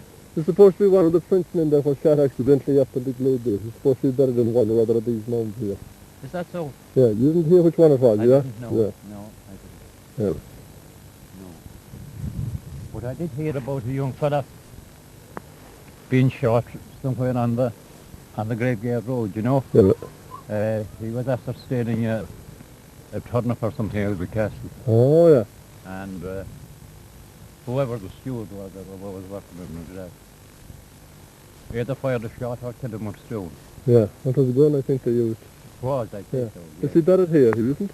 I He'd don't know. be buried in the graveyard. I don't know, because I think he was local. He was indeed, yeah. Yeah. So this here is Borehamn Brough all the time, isn't it? Yeah, And that down here you say is where the cave was. that's right. Yeah. That looks like a rock there that might be covering it. And it came all the way over this direction, didn't it? We went on that direction. What it says, I'd say the O'Connor's field. The Further on up, Sean, I don't know. the fourth there. Yeah. It was supposed to go further, I hear them saying, but we don't know. Yeah. I don't know. You never heard of anyone that went back in it here? Never. No, You didn't go back in it? I didn't. You didn't see it opened or anything? No. No. Just the face of it. Just the face of it, yeah. Did you have it out here, and you were telling me that the road went over here, Yeah. and turned beyond the car there, What did you go over a good distance beyond the cave? and up to the right onto the Merton Road. Onto the Merton Road. Yeah. Yeah. How long ago since we stopped using this with horses and stuff, and trucks and that? Was it in the 1940s? They weren't. Oh, they weren't.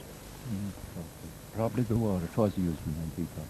Well, we But come maybe in into a small way. Yeah, Maybe you come into down an the end. creeks and people Yeah. going to bog, you know? well, then after that, they used to use this down here as a mass pat, didn't they? That's right, yeah. Yeah, mass. The Yeah. people, Lee Carrington, Flynn Lakenhill, and Lissadrone and That's right. Tilliguri, Yeah. go down here, didn't Yeah. they? No, that's for sure, yeah. This was the more cars Yeah. came in. Yeah.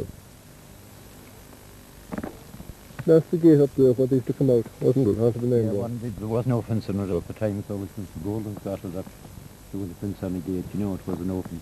It was open. It was open, Oh, yeah. So the old road came up here, well, didn't yeah. it? Yes, that's right. Yes, yes, yes.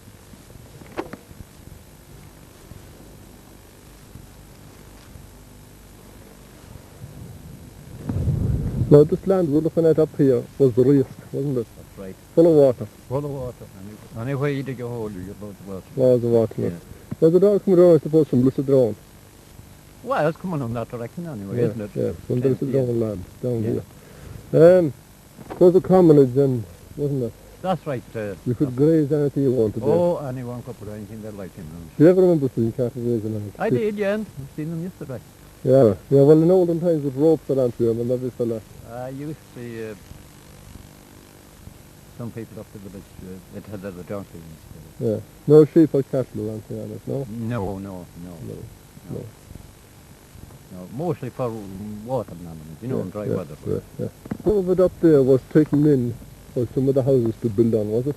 There would be a pair to taken in Where the bushes are. where the bushes there. Yeah. They don't want them to name. Well the hoardings were there, wasn't there? That's right. Yeah. Land was scarce in those days, wasn't Oh, it? it was, yeah. Yeah. That green field there now, Willie, above the risk. What used to call it? Breda. Breda. Yeah. Oh, yeah. So the little dog is up there now at the shed.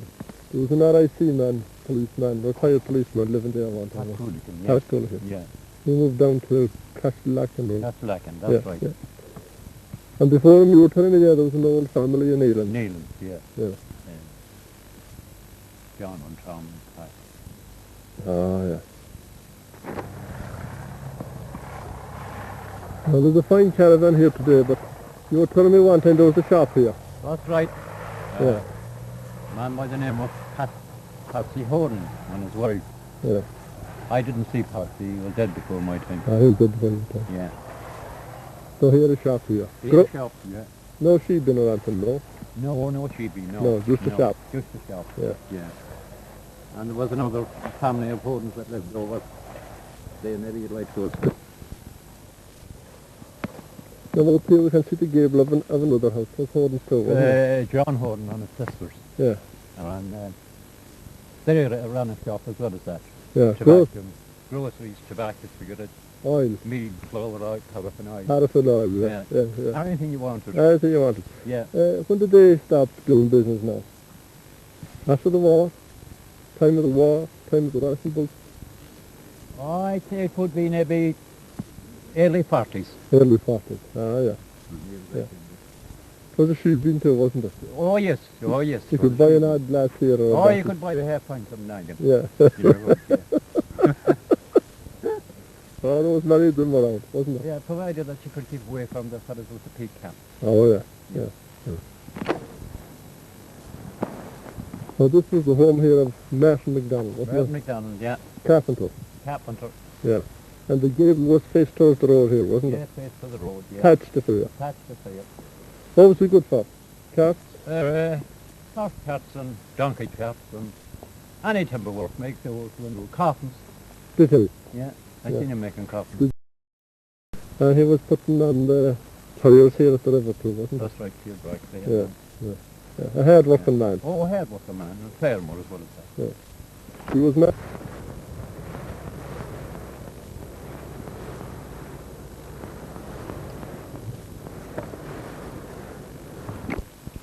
Behind me here is the Parsons Church of Ireland.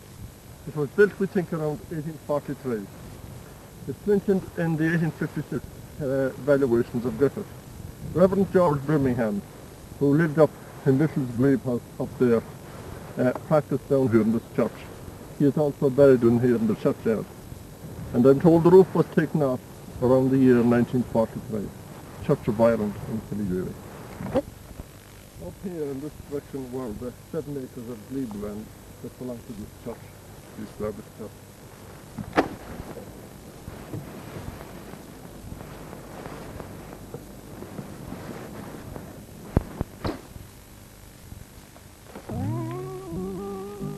The new church in Killyleary, built 1883 or 1843, and in here is the entrance to this. And these overgrown bushes. And over the doorway, I'm told, is a divot when the church was built. I'm not so sure whether it was 1843 or 1883.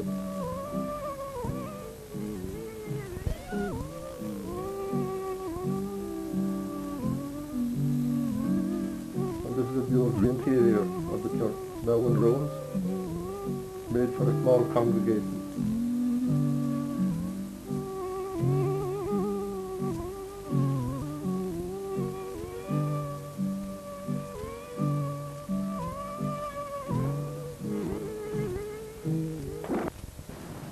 The altar was behind me here, over this window, and the passageway was up here, and the pews, I think, were each side in here. And it's a small congregation. There's the main door here, in and out at the back. And in here would be some kind of vestry that would have for changing the vestments before service.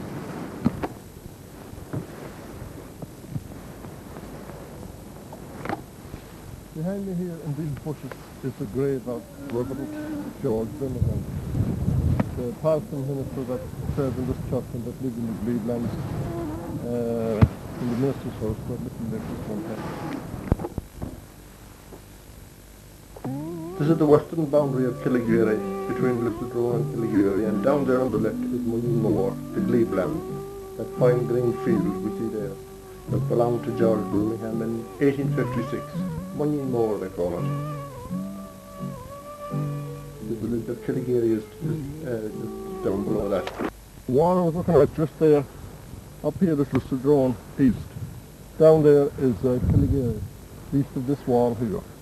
And that green land we're looking at there are the glebe lands, 7 acres of them. They were called Muneen Moor, which would mean the marsh, the small little marsh or the small little bog or the small little fen. It could also mean a place burned for tillage. And another name for these, or some part of these glebe lands was Atidama in 1641. Moore was also there in 1641, the name was there. Somewhere in these Leelands here was a rag tree that they used to call the Cranmore, where widows could have hang up rag offerings and pray for some kind of evil to come on whoever was doing them an injustice down here. But these are the Glebelands down here that belong to that church down there.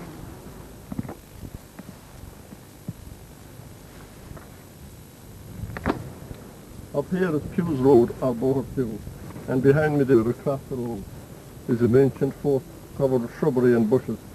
And they say there's a cave leading from it down to the river on the northern boundary of Calculacan.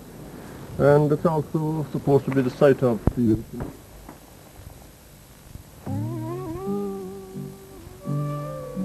site of the O'Gara's church in there in the bushes, covered with blackthorns and briars and shrubbery. I've never seen it any other way. On the left here, the site of Pádraig Kelly's pub in the Reverend of the 1800s. The road that goes to the village of Killigary, and to look at the site of what might have been the church of the O'Garas. There's supposed to be a cave leading from here down north to Bohinbro.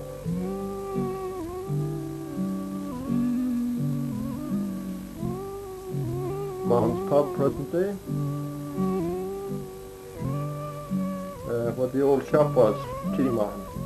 At the back, the store, we used to weigh pigs and better pigs and times gone by. And also had provisions for the people of the area. Behind me today is Mahon's public house, and it also has the gazebo bar. Now, one time there was a sheeping, around 1856, and Mary Malloy lived there. She married the Mahon man. And from there they built a shop across the road the other side. Now, old Tom Mahon had a shop there. He also had a store there, and there were business people. And then Sonny was there also, and he was the brother of John, who was the teacher and who taught back in Carricurran School. And there was also a pig market here. Young Tom, who was now departed, ran a pig business here, and they did the community a good service, providing groceries and stocking groceries for the people of the area. So now it has developed into a licensed pub where once was a sheeping.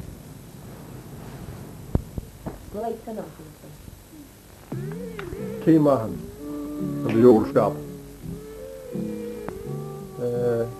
Teacher John Mahon that taught in Carricurran School, I think he died down here in this house here on the left. And this is the Killigary Road, going down to Stonehall to the present day church. And up here was the site of the lay school, no trace of it here now, where these stones are today, at this moment, where the Clearlings lived one time. Down there is what they call the Lodge Road, running down to Stonehall, where the Catholic Church of Killigary is today, the present-day Catholic Church. Behind me here, where the rocks are, was the lay school, attached to there. In the front of it, up on this side, was the dwelling house, and there was a hall on the end of it, which was, first of all, the lay school. They made cars across lace here. A family of Kearneys lived here. It was a visiting house. It was a picture house and a dance hall. Well, a dance hall after the lay school, and then films were shown there later on. It had a thatched roof and whitewashed walls. John McGurn, the master of Rutlacken School, married here at one time. And at that time he was married to Mary McDonald of Downfinish. And he taught him the old Rutlacken School in the 1880s or 90s or thereabouts. Now, there was films shown here in the 1940s. I remember it myself. Now, when the lay school was here, and Miss Kelly of Foxborough taught them, the local women, how to make lace here. And she was there until before the 1920s. And then she was called, later on she was married, she was called Mrs. Sexton. And then later on her sister took over. Her name was Kate Kelly. She was also from Foxborough. And then after her came Lizzie Nealon of Carrick-on-Ash, she took over. and she finished up here by 1923. Reverend Father Quinn, I believe, according to most of the information around here, put him into for some unknown reason, although it was doing well and had good sales in Dublin. Now, McGunn's lodged here when he was Martin McDonald, and we had that here before. Now, James Flynn of Lissadrone, he would be brother of Matt Flynn, lived here at one time. And the Cairneys were here, and the Cairneys then in Jack Mahan made it into a dance hall. Local talent provided the music. And it was later on then a cinema up until about 15 years ago. I'm told at one time too there was also a she-bean, so we had a she-bean here and a she-bean up for the present the public house of Mahon's is today. So this is where the lay school was, and there's not a stone upon a stone standing here. I think some of the rubble went into making of the new house, which is Jack Mahon, the late Jack Mahon, in the background.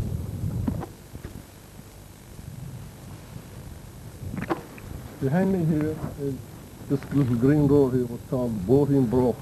It means the dirty or sordid, or I suppose dirty road. William Nealon tells me that it was used by ticket coming men going to the Lissadrone bags, and also by the local people when they were going to mass. It was a mass passage and they took off down here, which was Boating Daracha. Now a river runs down here, and here is the old wall of the Castle wall here, I suppose made by the Rogans.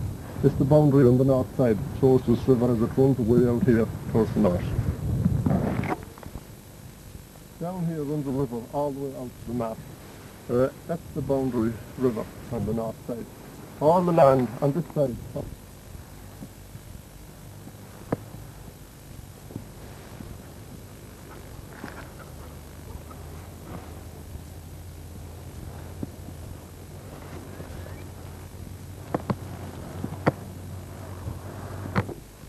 I'm standing here now again on the large road, and behind me here is the marsh. And this area where the bushes is here was once a burial ground for animals. Animals that would be burying here long before burden house. Nowadays they send for burden house and we can dispose of the animals. But before that, they took them out here and shot them out, carried them out here and buried them out in this area here. It was called Cool Garab. That had been the rough place at the back. And even today it looks a bit rough. Cool. Oh.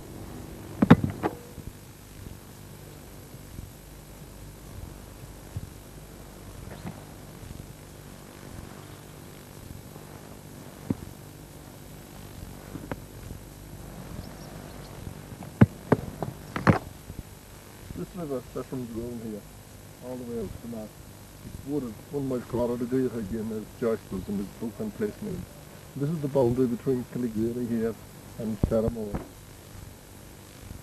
The Campbell farmer up there, Keelogs upper, named after the narrow strips of land or the Keeloges, Rundales. That's what the maps looks like, about 32.5 acres. There's the boundary. Castlelakin, the main wall down here. And over here the division, Mahrach, which they used to call it. The plain of the hill.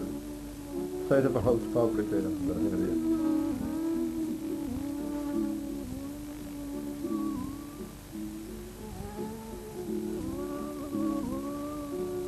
Situated on the hillside, overlooked by the Castlelakin gazebo. Or gazebo. And there's the wall. Castlelakin, the main. Down to the right here is Keelogs upper. None of the Rundales noticeable today.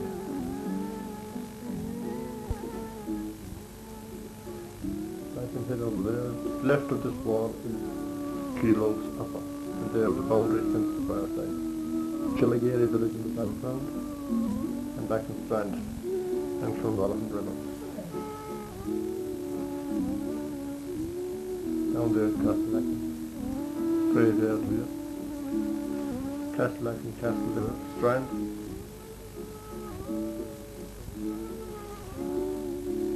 Forest. Keelogs upper. This townland comes from there called Keeloga. As the locals used to call them, Keeloges. narrow stripes or plots of land. Well, looking at the number of fences here today, there are 7 of them. There was a lot more in this when it was in Rundales, before it was divided. I suppose it was divided at the time of the Castle Act and the Main was divided in the 1920s. In 1838 it contained almost 30 acres of land and was the property of Charles Knox of Castlelark, and he lived down there. It was held by tenants at £4 an acre. The crops were barley, oats and potatoes. The houses were of stone, and it was Bishop's land.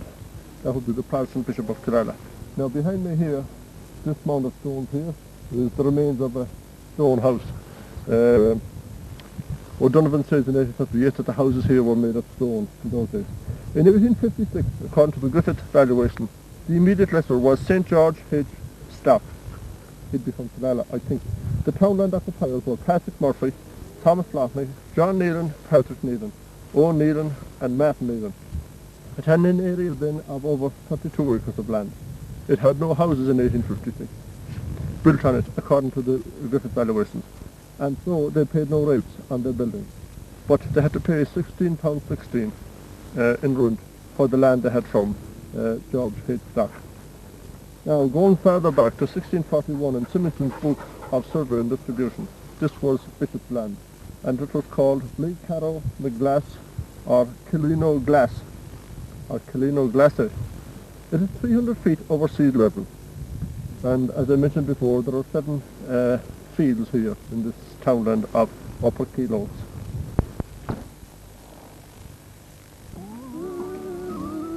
Site of an old building here, an old house and later turned into an old stable. Kilos Upper.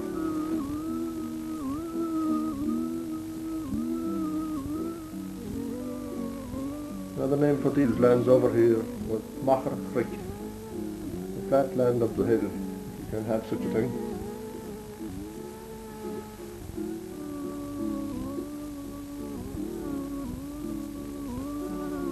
Another look at it from Killigary Road. Kilos lower. The Rundales, the lower townland of the Rundales. This graveyard and the other graveyard, well no, just this one was situated here, and this is the road down from the Cleveland where Little lived. There was a house here in 1838, there was another one there, and the Cleveland came from in there, and from here on down was Killigary, and this is Kilos lower. Today it has many fields. In 1838 I think it had only one big field, belonging to Charles Knox of Castlelark. And this is it. Cleveland's in here, and Kilos lower start here. The new graveyard is here, new cemetery. And that fence going across on the top is the boundary. There's the old churchyard, new graveyard. Boundary fence up to the right there, between the Clevelands and Kilos lower.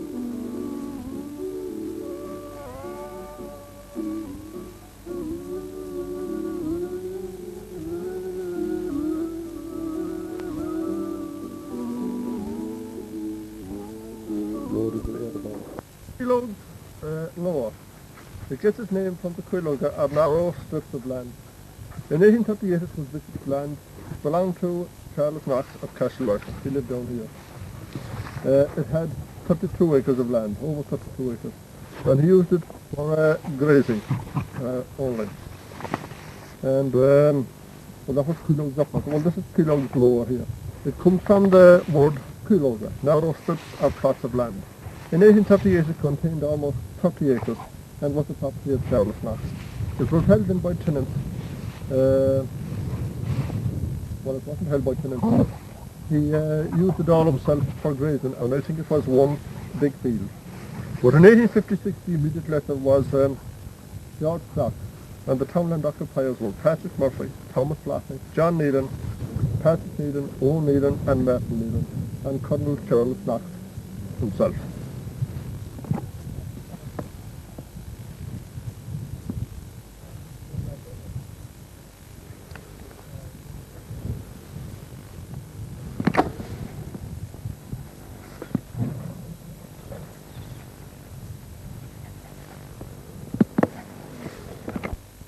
this here is a cemetery in Keelogs Lower.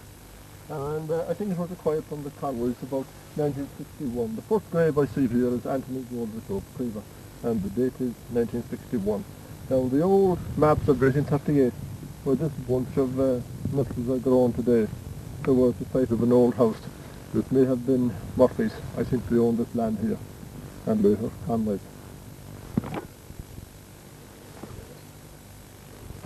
But this field belongs to Willie Nealon of Killigare down the road.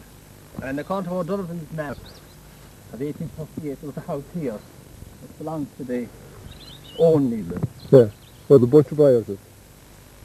Yeah.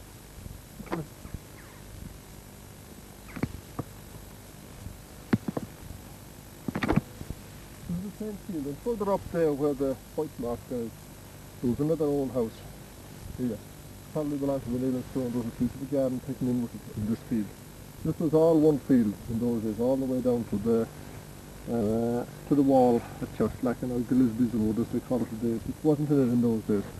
And I think it was divided, this land, about in the 1920s. The tenants here paid a total of £22 and 18 shillings in rent. And no rates were paid on the buildings in 1856 because we don't think there were any buildings here. Now, O'Donovan's map shows two dwellings in the west here. And now all this area around here was one big field on the 1838 map. And had no smaller fields like it has today. It has about 5 or 6 today. It was one big field over here. There was Castle there. And it was divided in rundales. No ditches, just the divisions were rundales. A wide road came down as far as here. And it narrowed then as it went down here. And the Gleeblands came down farther down along here. And this was probably fenced off in the 1920s. And ahead it was all tilled in later years. Now further up in this field there we see some bushes. There was a quarry there, used for quarrying stone.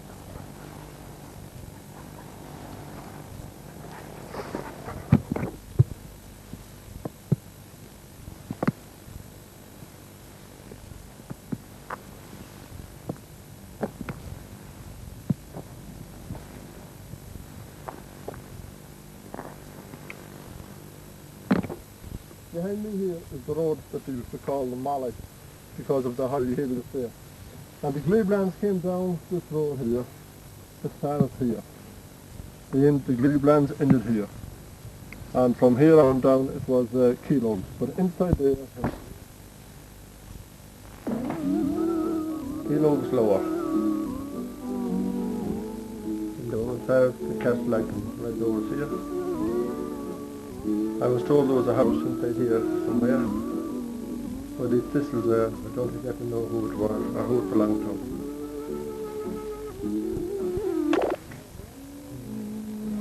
Blacken Hill. And this is what the town bandit leaflet has.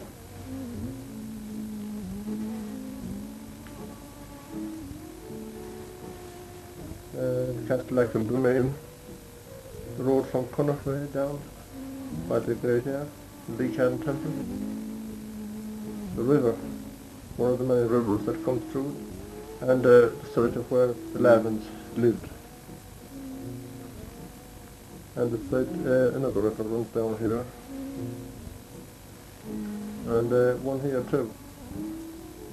And down here was a path going out towards the corner of Castle Domain, not Bottle Road. This is Leachaden Temple and the roadway here. And there was an old cartway going up around here to the houses in there. And this land was tilled and cultivated around this area. The rest of it was rough and is today mountain area. There was a site of an old house here too. I think Michael Healy lived in Hilly. Lycombe Hill. On the side of a hill on a hill.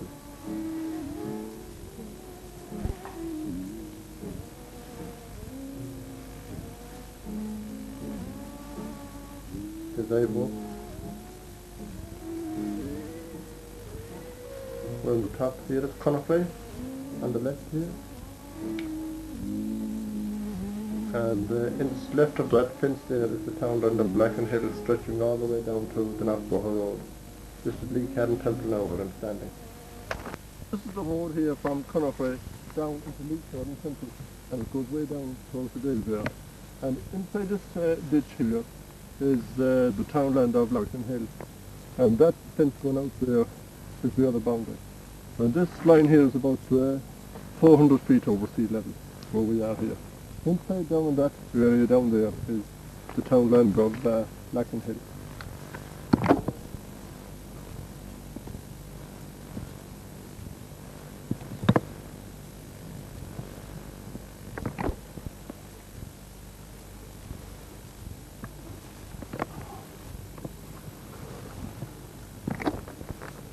Blacken Hill. According to O'Donovan, it is named the Hill of Blacken, Crook Blacken. It is up there where we were standing some time ago. It's 400 feet over sea level. Up there is the highest point of the parish of Blacken. In 1838 it contained 125 acres of land. Only about 20 acres of this townland was cultivated, and they are around here as we've been looking at it. The remainder was mountain. It was the property of Charles North of Castlelacken. It was held by 3 farmers. They had it for a lease of 2 lives. Oats and potatoes were the crops they grew. In 1856, Lacken Hill was held again by Colonel Charles Knox. He was the immediate lesser of nearly all of it.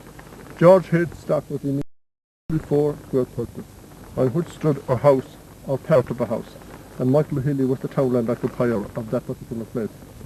The small garden, I suppose. Hilly was the townland occupier, yes. Patrick Needham was the occupier of 57 acres, but he had no house on the land he had rented here.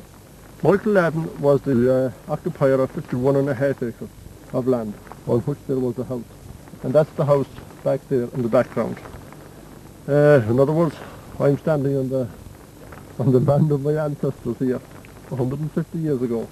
In all, they paid £8 and 17 shillings in rent to Colonel Charles Knox of Castlelacken. Now, in 1641, the name of this townland is not mentioned. It belonged to the See of Killala, so I suppose it was Bishop's land. It may have been called also Carrow Temple, or Lee Carrow Lacken. And there was another townland not too far away from here, used to be called Knocker Temple.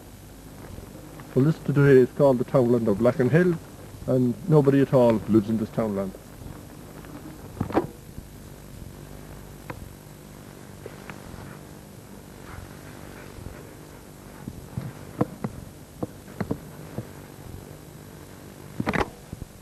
Here where I'm standing here now was the house that Mickey Ladden, or Michael O'Loughlin as we used to call him, lived in.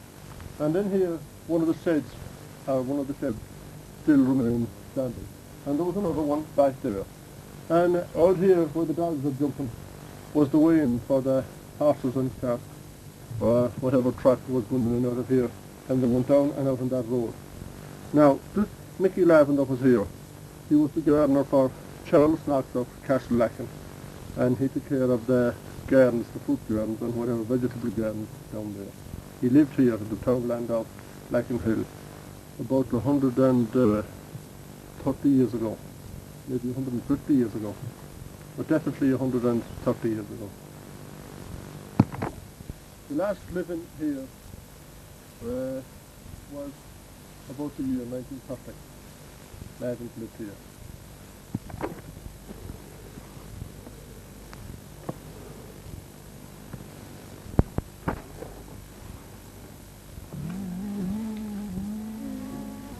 Lacken Hill. These fields used to be tilled one time, and here was the old road or Boreen. This field was called Follower. Up there in the background was the Shions, now covered with forestry and parent trees by the Department of Forestry. Right of this ditch here, all the way to the top of the hill, is Lacken Hill. The other side is Lee Cadden Temple. Kind of rough land today, not well cultivated. I mean, this wall here is the boundary between Lacken Hill and Lee Cadden Temple, isn't it? True. Yeah. This is Lee Cadden Temple down here. Lee Cadden Temple down here. And up here where the dogs are is Lacken Hill. This was just like a bit. And you were telling me that up there where the dogs are too was where Michael Haley once the days Yeah. used to live. Yes, that's when Michael Haley lived in Diarmid. Where the dogs That are. was the game, because you can see the tracks down the road over Yeah. down there. That's from the Paddy Mc Hale. Was down here, do you think so? Yes, Yeah. what is because you can see the whole way because it's Slipped them in your walk. up in the youth. Yeah. They used to have a hole in the ground and put it into it. Put it into the sea pour into it. Oh, I see. And you keep it on, there was no jumping the youth going that way, no bushes. That's right. That's right. So you saw this in good land one Like time. this, all she isn't the very best sheep, but that's the land on that, John Shields, but the land on the restaurant here, Paddy's the whole family. You couldn't let it at all. The Paddies? Yeah. Well, they were kneeling. They were named. Yeah. And they lived down in Laxon one The time. Paddy's is called, my Johnny Owens and Paps. Yeah. Oh, yeah. What? That's the line kill, Tommy, isn't it? You think it was the line kill for Lee Cadden Temple or for the man that was here? Would you think it was? Yeah. You never saw it in action?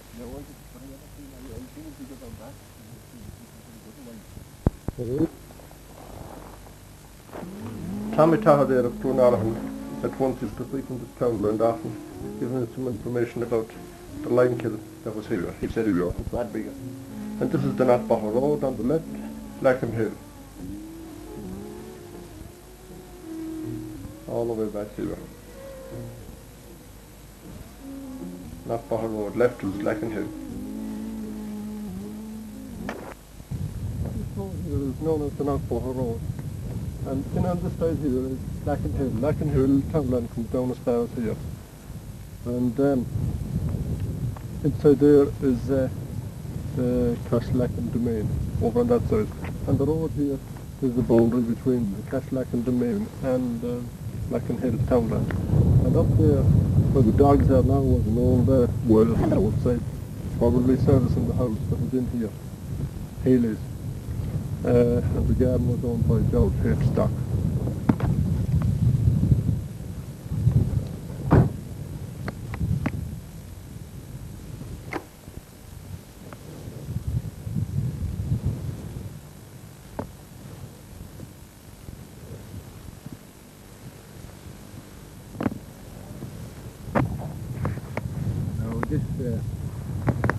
This here thing, whatever fence that I'm standing on, is the maiden between Lacken Hill townland on that side and not for townland on this side. Yeah. Marked down on the maps has been a dotted line. It must never have been much of a fence, but whatever was in it is even less now. Yeah. A little bit of it. It goes in there, down straight down here for a while, and then winds off to the right there, and off to the left again down towards all starting a quick down there below the water. Yeah. So this is one time the home of the Pheasant and the wild duck and the girl. Well, because here sometimes they're way out here on the outside of Smoke Yeah. Lake. And again they're up on the side of Lochta before the forest came into it. Yeah. The pheasants, when there was tillage down there in Lacken Hill, and the larvins and those fellas had tillage down there. I often came up here as a young fellow out here. They went out here in the morning after they had fed, and there was no way you could go away without getting shot in the back. Yeah. Sometimes the wind will come on their lie in there in that pond. We've seen them come on there. There's no feeding for them now. It's just a tillage that goes like this. What? You won't get that shot. Uninhabited by people and wild By folk. most things, though, at the moment, there isn't anything. You get here.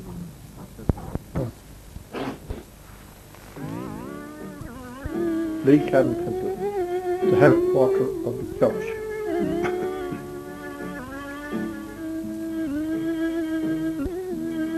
And the long, narrow townland.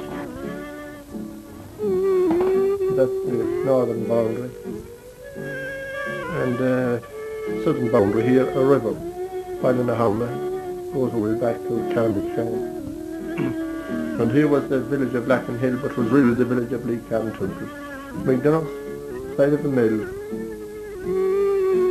shed there, or maybe a mill.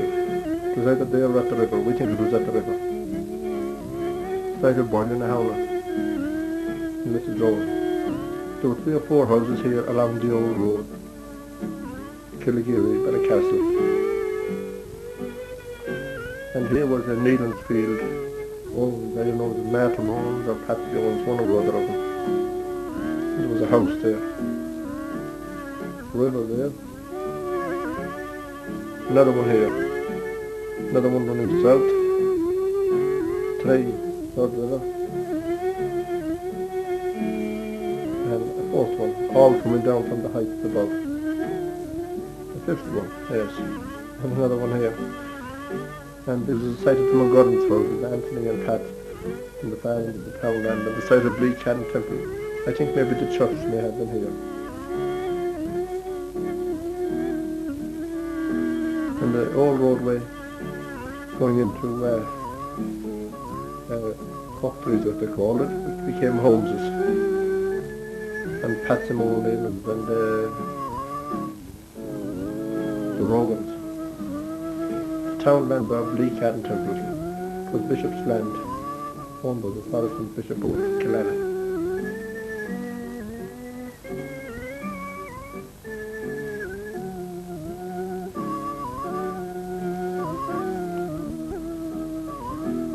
What it looks like, old to it. That wall there is the boundary between itself and Larkinhill on the right. Road leading back to Knockbaugh here.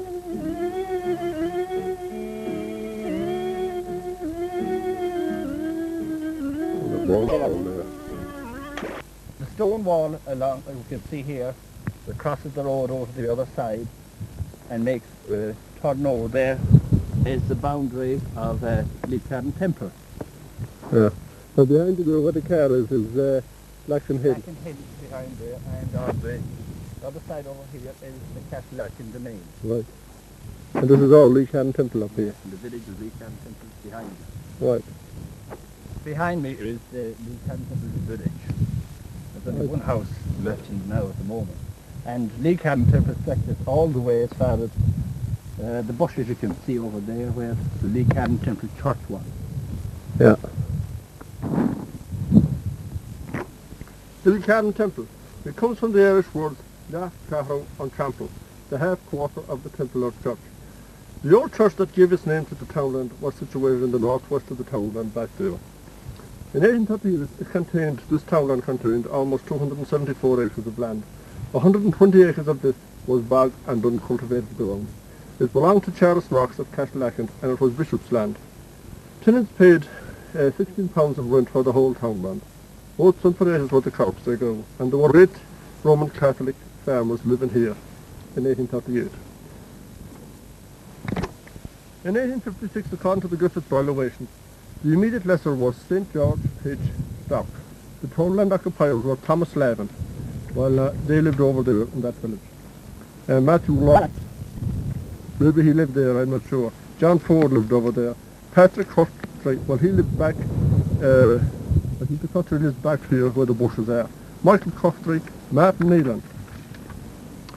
Now, Martin Neelan had a cottage, 10 acres of land, and he had a head's house. He must have been heading for Colonel Charles Knox of Castlelakin. Other occupiers were Thomas O'Neillan, John Neelan, Martin Rogan. I think the Rogans lived in the far end of the townland back here. This mill had been one of the people that Colonel Charles Knox had for building the walls at Castlelakin. Michael Haley, he lived over here, I think. Dominic Coughtry, Patrick Rebell, Thomas Hogan, and Mary Munley. Now, the townland of Lissadrone Temple is mentioned in Swinton's book of Thunder and Distribution.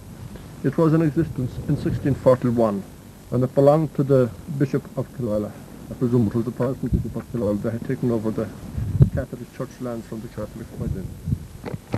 Behind me is the village of Lee Cannon Temple, and that house we see there is McDonough's house, and it was there in 1856.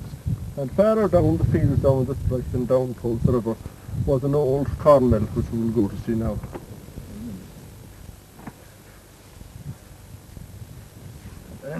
Behind me now is McDonough's house. Originally it was Reeps, they lived down there as well as behind, right in front of us here. Yeah. And this here is the road, you can see all the way down the middle that they used for the corn.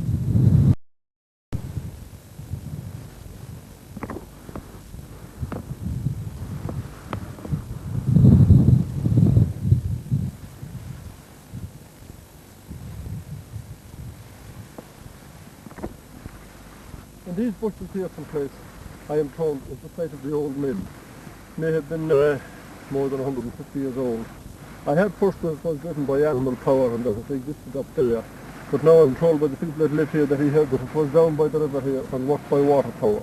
So probably in these bushes around here somewhere may lie the big millstones that ground their corn or whatever they were doing maybe 200 years, 150 years ago. Situated come here along here, which is now overgrown with shrubbery and bushes. The back of the wall of the old mill is just in there, where the dog is moving down now, that area. Behind me now you can see a mound of rock. This is supposed to be the mill. Some people say it is. It was? It was, is right. Yeah. But the other more people say the mill was further down. At the river? At the river, yeah. So this one up here would have been driven by... Oh, this one here would probably be driven by animal power. Yeah.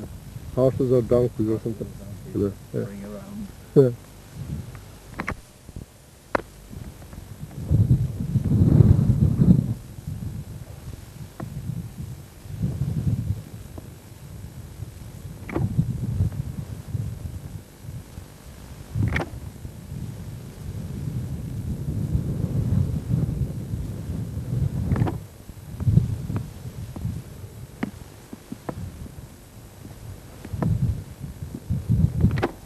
Behind me here is a court garden in the townland of Lissadrone Temple. We see the circle of stones there where the ritual went on, and two burials, one here and one back there. Now this one has been mentioned in De Valera's and O'Neill's book of the megalithic tombs of Miro. Now this one is supposed to be 200 yards from the old Belly Castle to Lacken Road, which is up there. Two tombs. That would be one, and this would be the other one here. And there's another one of these court cairns way down there. Oh, that's the one below us.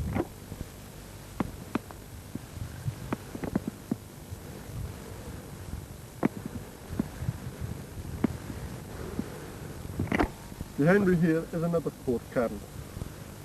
Less than 100 yards from the other one that was up there. And the southwest of the other one. Two round and as the Valera and Nolan described it, much overgrown here.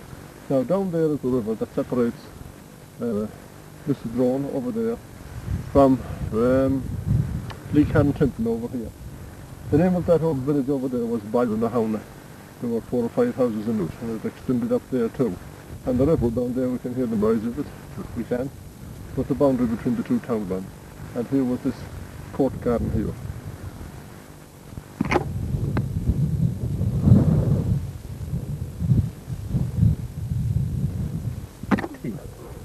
In behind me here we have the ruins of 4 houses, still part of Lissadrone Temple. Michael McDonald that still lives in Lacken remembers the past wall standing. Nothing left now but the west little mountain. This is the road now coming up from Lissadrone Temple, and here are the 4 houses that we've just mentioned. This is a contour, Donovan's map of.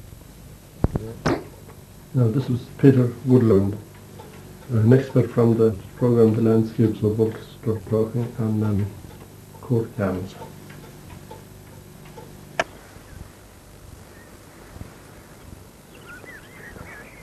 But we mustn't think of these people simply as farmers. They belong to communities that had to find a way to live in the world around them, so they had to see themselves as social units, and they had to also deal with other concepts, in particular the one of death. And because of this desire to act together as a group, and because of the need to leave some sort of lasting memorial, or perhaps to provide a focal point for some of the activities that would be carried out throughout the year, they have left us in Ireland and many other parts of Europe a series of megalithic tombs. Things like this. This is Ballymcdermott Court Cairn. It's a very typical example of a type of megalithic tomb that is found here in particular in the northern part of Ireland. And you can see immediately how it gets its name. It's from this forecourt area in front of the cairn behind.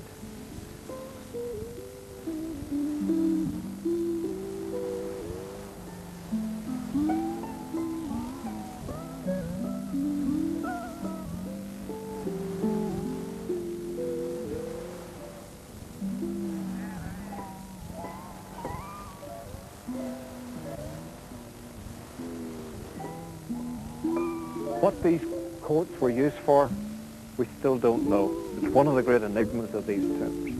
But running off them, we have a series of chambers.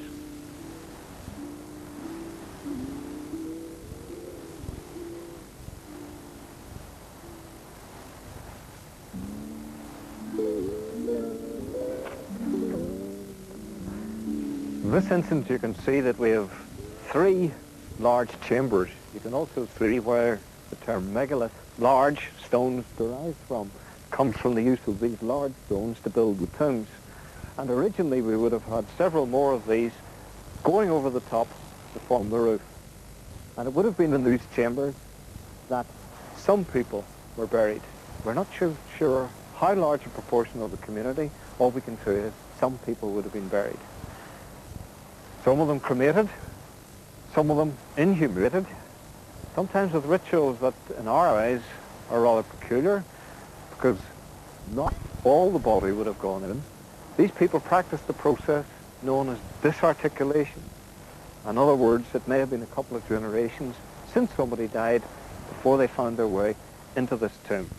In fact, maybe only a bit of them, left arm, right leg, jawbone, something like that, would have found their way into the tomb. And, of course, with the bodies would have been some grave goods, pottery, arrowheads.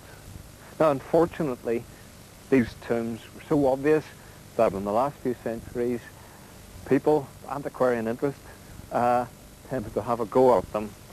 So usually, we don't really find very many traces of the detailed ritual as to how these people actually lived.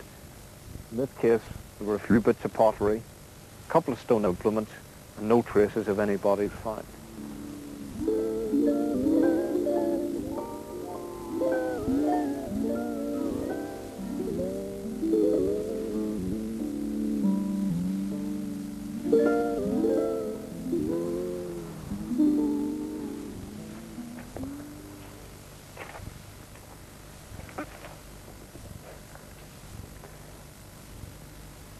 This tomb here, of course, is one that has been excavated by the Department of the Environment about 15, 20 years ago. But there are about 300 of these tombs scattered across the northern part of Ireland, tombs that were built by our first farmers. These people, when they arrived, would have, as we said, cleared the landscape, forested one, cleared it gradually until you have a landscape dominated by fields and trees. But we must remember that at the same time,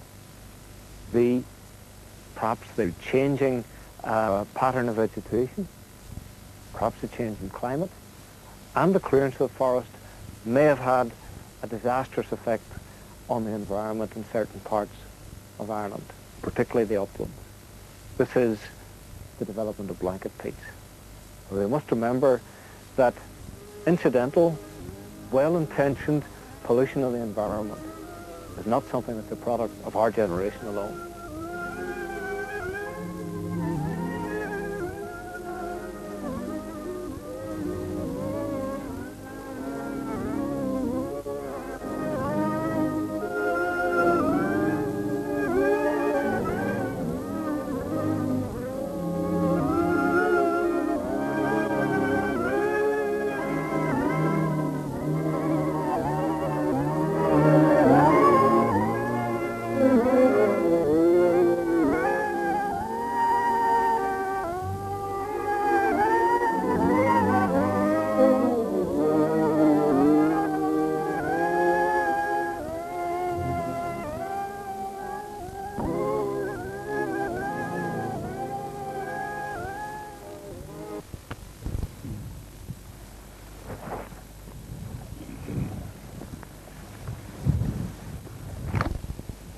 Over here is the cultivated land of Lissadrone Temple, and this was all divided up into 11.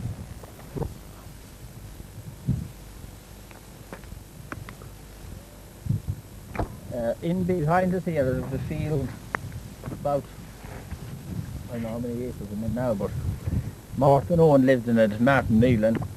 He had a herder's house near the bottom break of the land. Yeah, he was living in Herden for Knox of Castle actually at the time.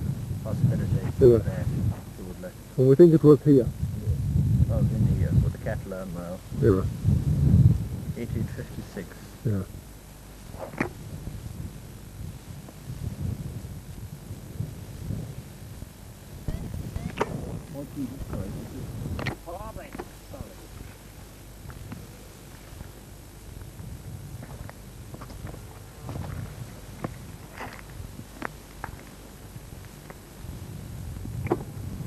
Is the road that leads to Lissadrone West. It was here in about 1838, and it joins the Lissadrone boundary over there at the end of that green field at Pool of Rock.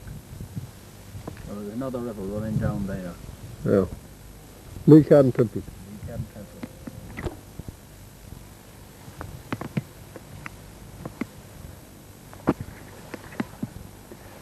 This is the road now that leads up to Lacken Hill. Townland. Townland. Past the gate up there. Yeah. Past the gate is the West Hill. Yeah. Now this is a piece of land here. You can see it stretches up there in a triangular shape. It's called Rubeline. Rubeline. There's only two here and it's left over. Small tail. Yeah, it's commonage. Nobody owns it really, but it's common to the neighbour. In the Lissadrone Temple. Yes. And the field inside is called Follower. How's that name? Possibly because it is always covered with rushes. No, the new, wouldn't it be the new hedge, or the new There fence? could be Follower and it can be Follower, oh, there's new. Oor and it can be Follower either. That could be Follower. No Follower here. The hedge is old. The hedge and the rushes. Yeah. Yes, all between the two. Yeah.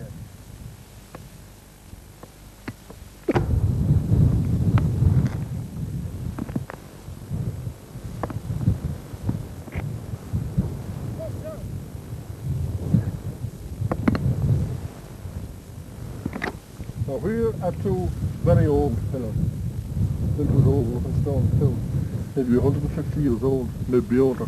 And a roadway goes way up there through the bushes and over to the right, although I'm pointing with the left hand, to Coultry's. Which is the way into Coultry's. Now, it was this house of Coultry's, or Coultry's as it was called in those days, was very close to the old church of Lissadrone Temple.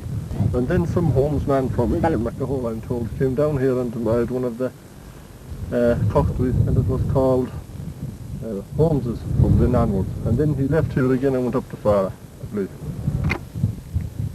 There's a fence here on my right, and that's the boundary between Lacken Street and Lissadrone Temple.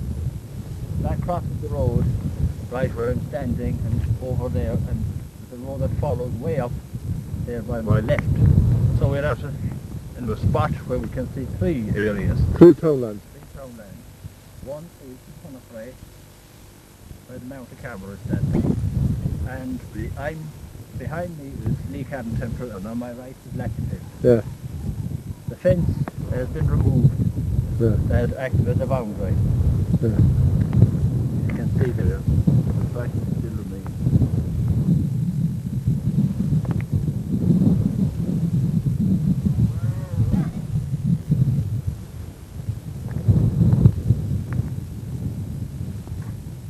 And that house there was Coultry's, Yeah. Holmes's. That's right. So the bushes. The bushes, we call them slashing of frick. Yeah. But I suppose some form of willow. The small rods of the hill. Yeah. I think it has a willow family. Yeah.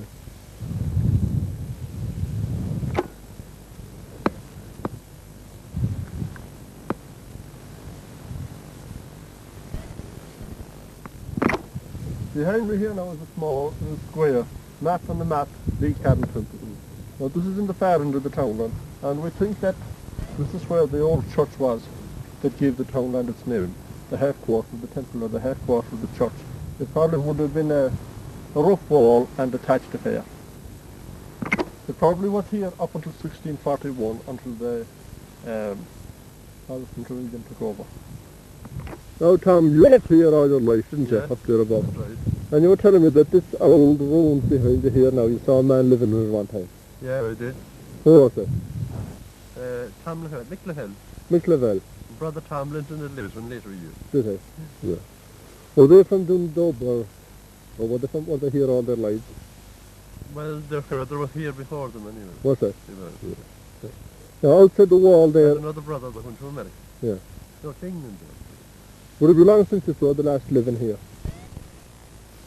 In other words, what age would you be at the time?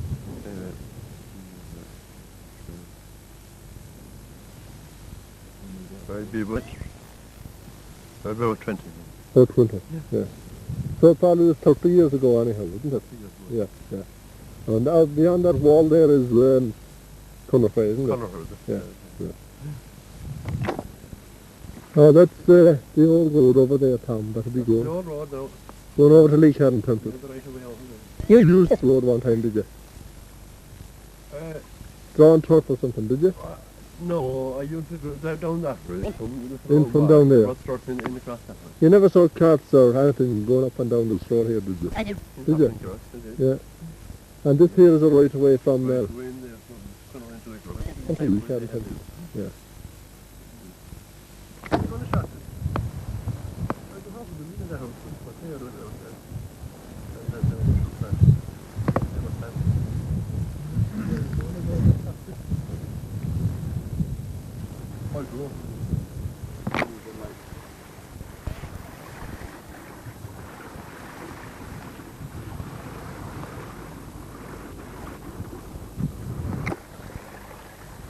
The river right here is the boundary between Paddy Mc Hale and the Cadden Centre. And as you can see the fence running all the way down out of the Lissadrone down. Yeah. And that fence going around there is the other boundary.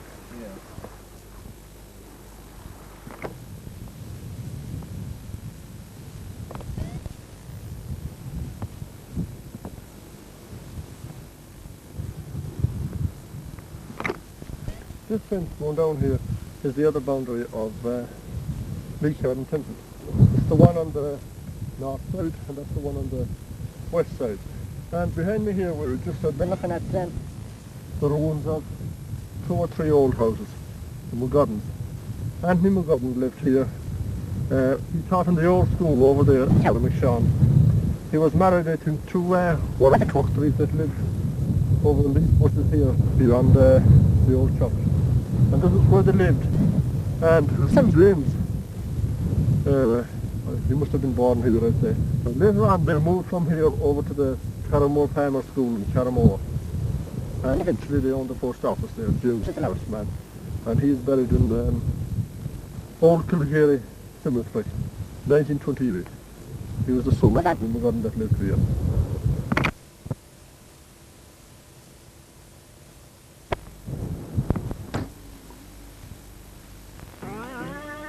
This village here was often called erroneously Lacken Hill. The correct name for it was Lee Cadden Temple. And here were sited the sheds and barns. There were 2 houses here. This house here was Lavin's. There were Tom, Sonny and John. All them were gone and the sheds out the back. And the other house was Ford's. Over here on the right is the remains of an old cart house. Both it was shared, Ford's and Lavin's. There was another old shed along here. Further up I think Michael Healy lived, and I don't exactly know. McDonough, it was first Roots and then George McDonough lived here and now Michael lives in it. The remains of the old house can be seen there. The new council house is there now, and by the left of that was an old roadway down there. Lee Cadden Temple extends away down here by the Cleveland wall, right of that. Crossing over to the right there. And going straight down, left towards the river. On the right of that is Lee Cadden Temple. fairly good land at this end of it.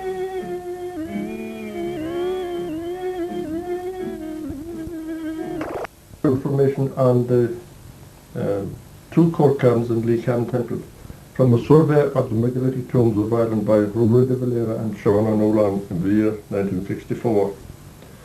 Now the two tombs in Lee Can Temple town are situated close to each other and past the land 200 yards south of the old road leading from Ballycastle to Lacken. The northern of the two monuments consist of a small, almost circular court with remains of the gallery at its more northern end. A fence incorporating several Lissadrones, which may once have been formed part of the monument, passes close to the cavern at the south. This is where the court looks like. This is the court itself here, and this is where the burial chamber, one of them was built. And that up there is where the Ballycastle Lacken Road is. This is a view of the second one now. This is the court here, and this may be one chamber, two, and a possible third chamber in it. Different from all the other court caverns owned in North Mayo. Now that there was the second court cavern, 100 yards south of the first one, already having 3 chambers. Now Rory de Valera and O'Neill states in their afterward, the tomb is internally of the court cavern fast. However, at least 3 chambers are possible. The indication of a side chamber at the east also requires verification. Lee Can Temple, second court cavern, the further one, the one where we're looking at here. Survey of megalithic tombs of Ireland by Rory de Valera and Siobhan Nolan, and that's the Lee Can Temple court cavern, the first one, as they saw it when they were doing the 1960s. That's what it looks like. The court itself and the burial chamber. And that will be the fence where the second burial chamber is wedged into.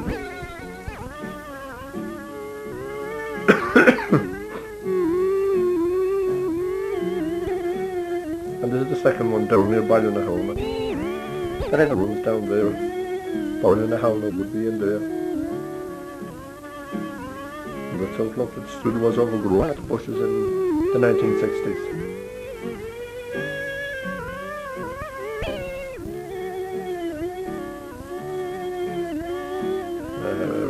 One, two, three. The court is in the third chamber.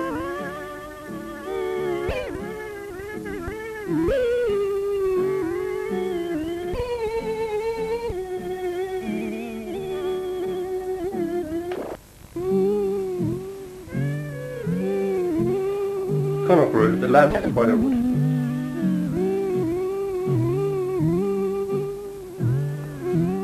There's 4 rivers there. There's the old road, one through well over 150 years old, maybe a lot older. There is another one that goes out to Park, maybe, right there. Situation road. Johnny Farrell says. Pat Farrell's and John Farrell's, the old road out to Knockbopper.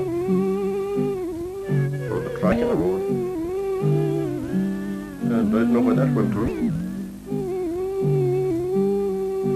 Probably some carpet. This is the road right down to another part of the village of Conopper, down here, just beside Lee Can Temple Church, such existed, and the road that goes over to Paddy Mc Hale.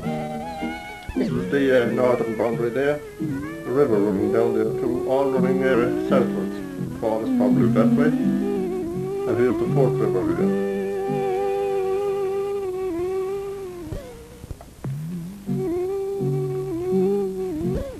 Now we don't exactly know what that field is about. Contour line 500 feet over sea level.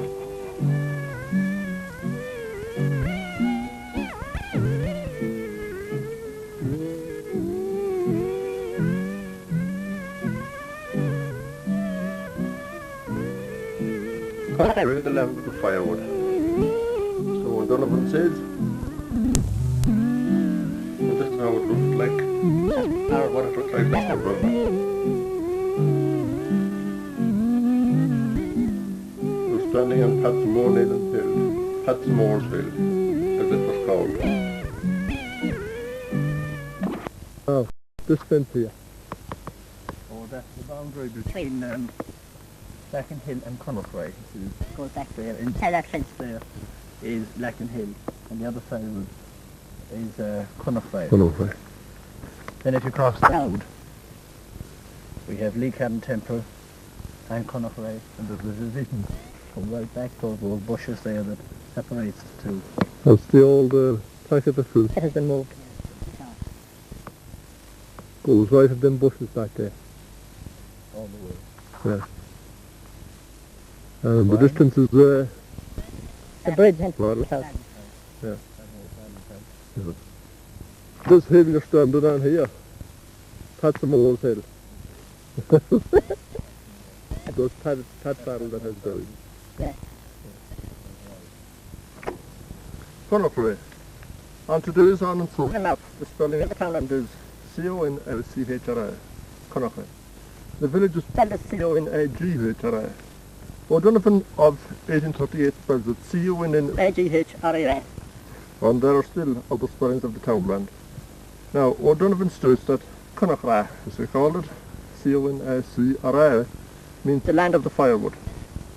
Well, looking at it today, there's fog there which would give an indication that trees were here years and years ago. And then we see that just the tip of the forestry being planted these late years. It might once again become the land of the firewood. The name in the dictionary gives Connaught, C-O-N-A-D-H, as a wood, fire or firewood. Jarviston is a history of place names gives Connaught as firewood. So probably the land of the firewood. In 1838 it contained 204 acres. And was all cultivated with 40 acres in the south. It was the property of Charles In Knox of Castlelacken. It was chiefly mountain, the 10 farmers who rented it from Knox had it. for £30 yearly. They had it leased for 3 lives. They were all Catholics. They grew crops of oats and potatoes. In 1856, According to the Griffith valuations, the immediate lessor was Colonel Charles Knox. who had almost 211 acres, and John Growyer, who had over 4 acres. The townland occupiers were Patrick Harkin and John Growyer, who had a cottage rented from Knox. Thomas Growyer, who had the 4 acres rented from John Growyer. At 12 shillings. John Growyer had the cottage rented from Charles Knox at 5 shillings. There was. In all, about £27 was paid to Charles Knox by the Tenants. Now, the number of tenants on paper, at least, had reduced from 10 to 3 during the famine years. That means between the valuation of 1838 and 1856. Now, I cannot find the name of this townland Connaught in Symington's book of survey of distribution, or on the 2 wall maps that accompany it, dating back to around 1641. It looks like it was incorporated in the townland of Paddy Mc Hale. Now, this townland has 4 rivers all running in this direction. down here. It has a bridge way back here. This old road that I'm standing on here was here 150 years ago. It was one of the old road. roads. It goes into Ballycastle. And that bridge back there, which we'll be looking at later, was always known to me as Patsamore's Bridge. That would be Pat Farrell's Bridge.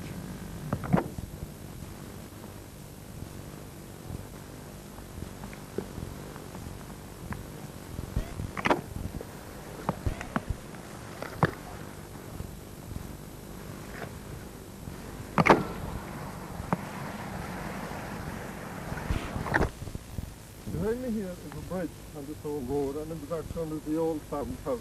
I believe before the farmers came here, it belonged to Corcoran. And this bridge has been always known Locally as Patsamore's house for starting to one of the farms. Now there's also a name at the far end up there. I think it's a pre-farm we'll have a look at. Now I don't exactly know who built this bridge. Bridges like this had been built over in Carrickmere by the Bells from somewhere around Ballycastle or like that. They were contractors and builders, usually employed for this kind of work. Yeah. Oh, there's T Farrell there, no wonder. going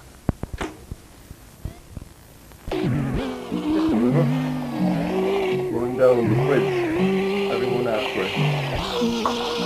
Now,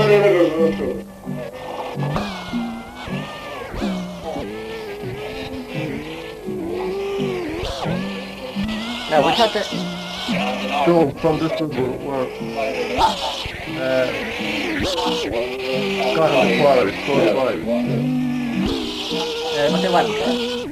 Because the stone from the quarry here were bears used for lintels mostly. And here is the house, The title house. where the famous man came from. Out to go to Puckajagawa.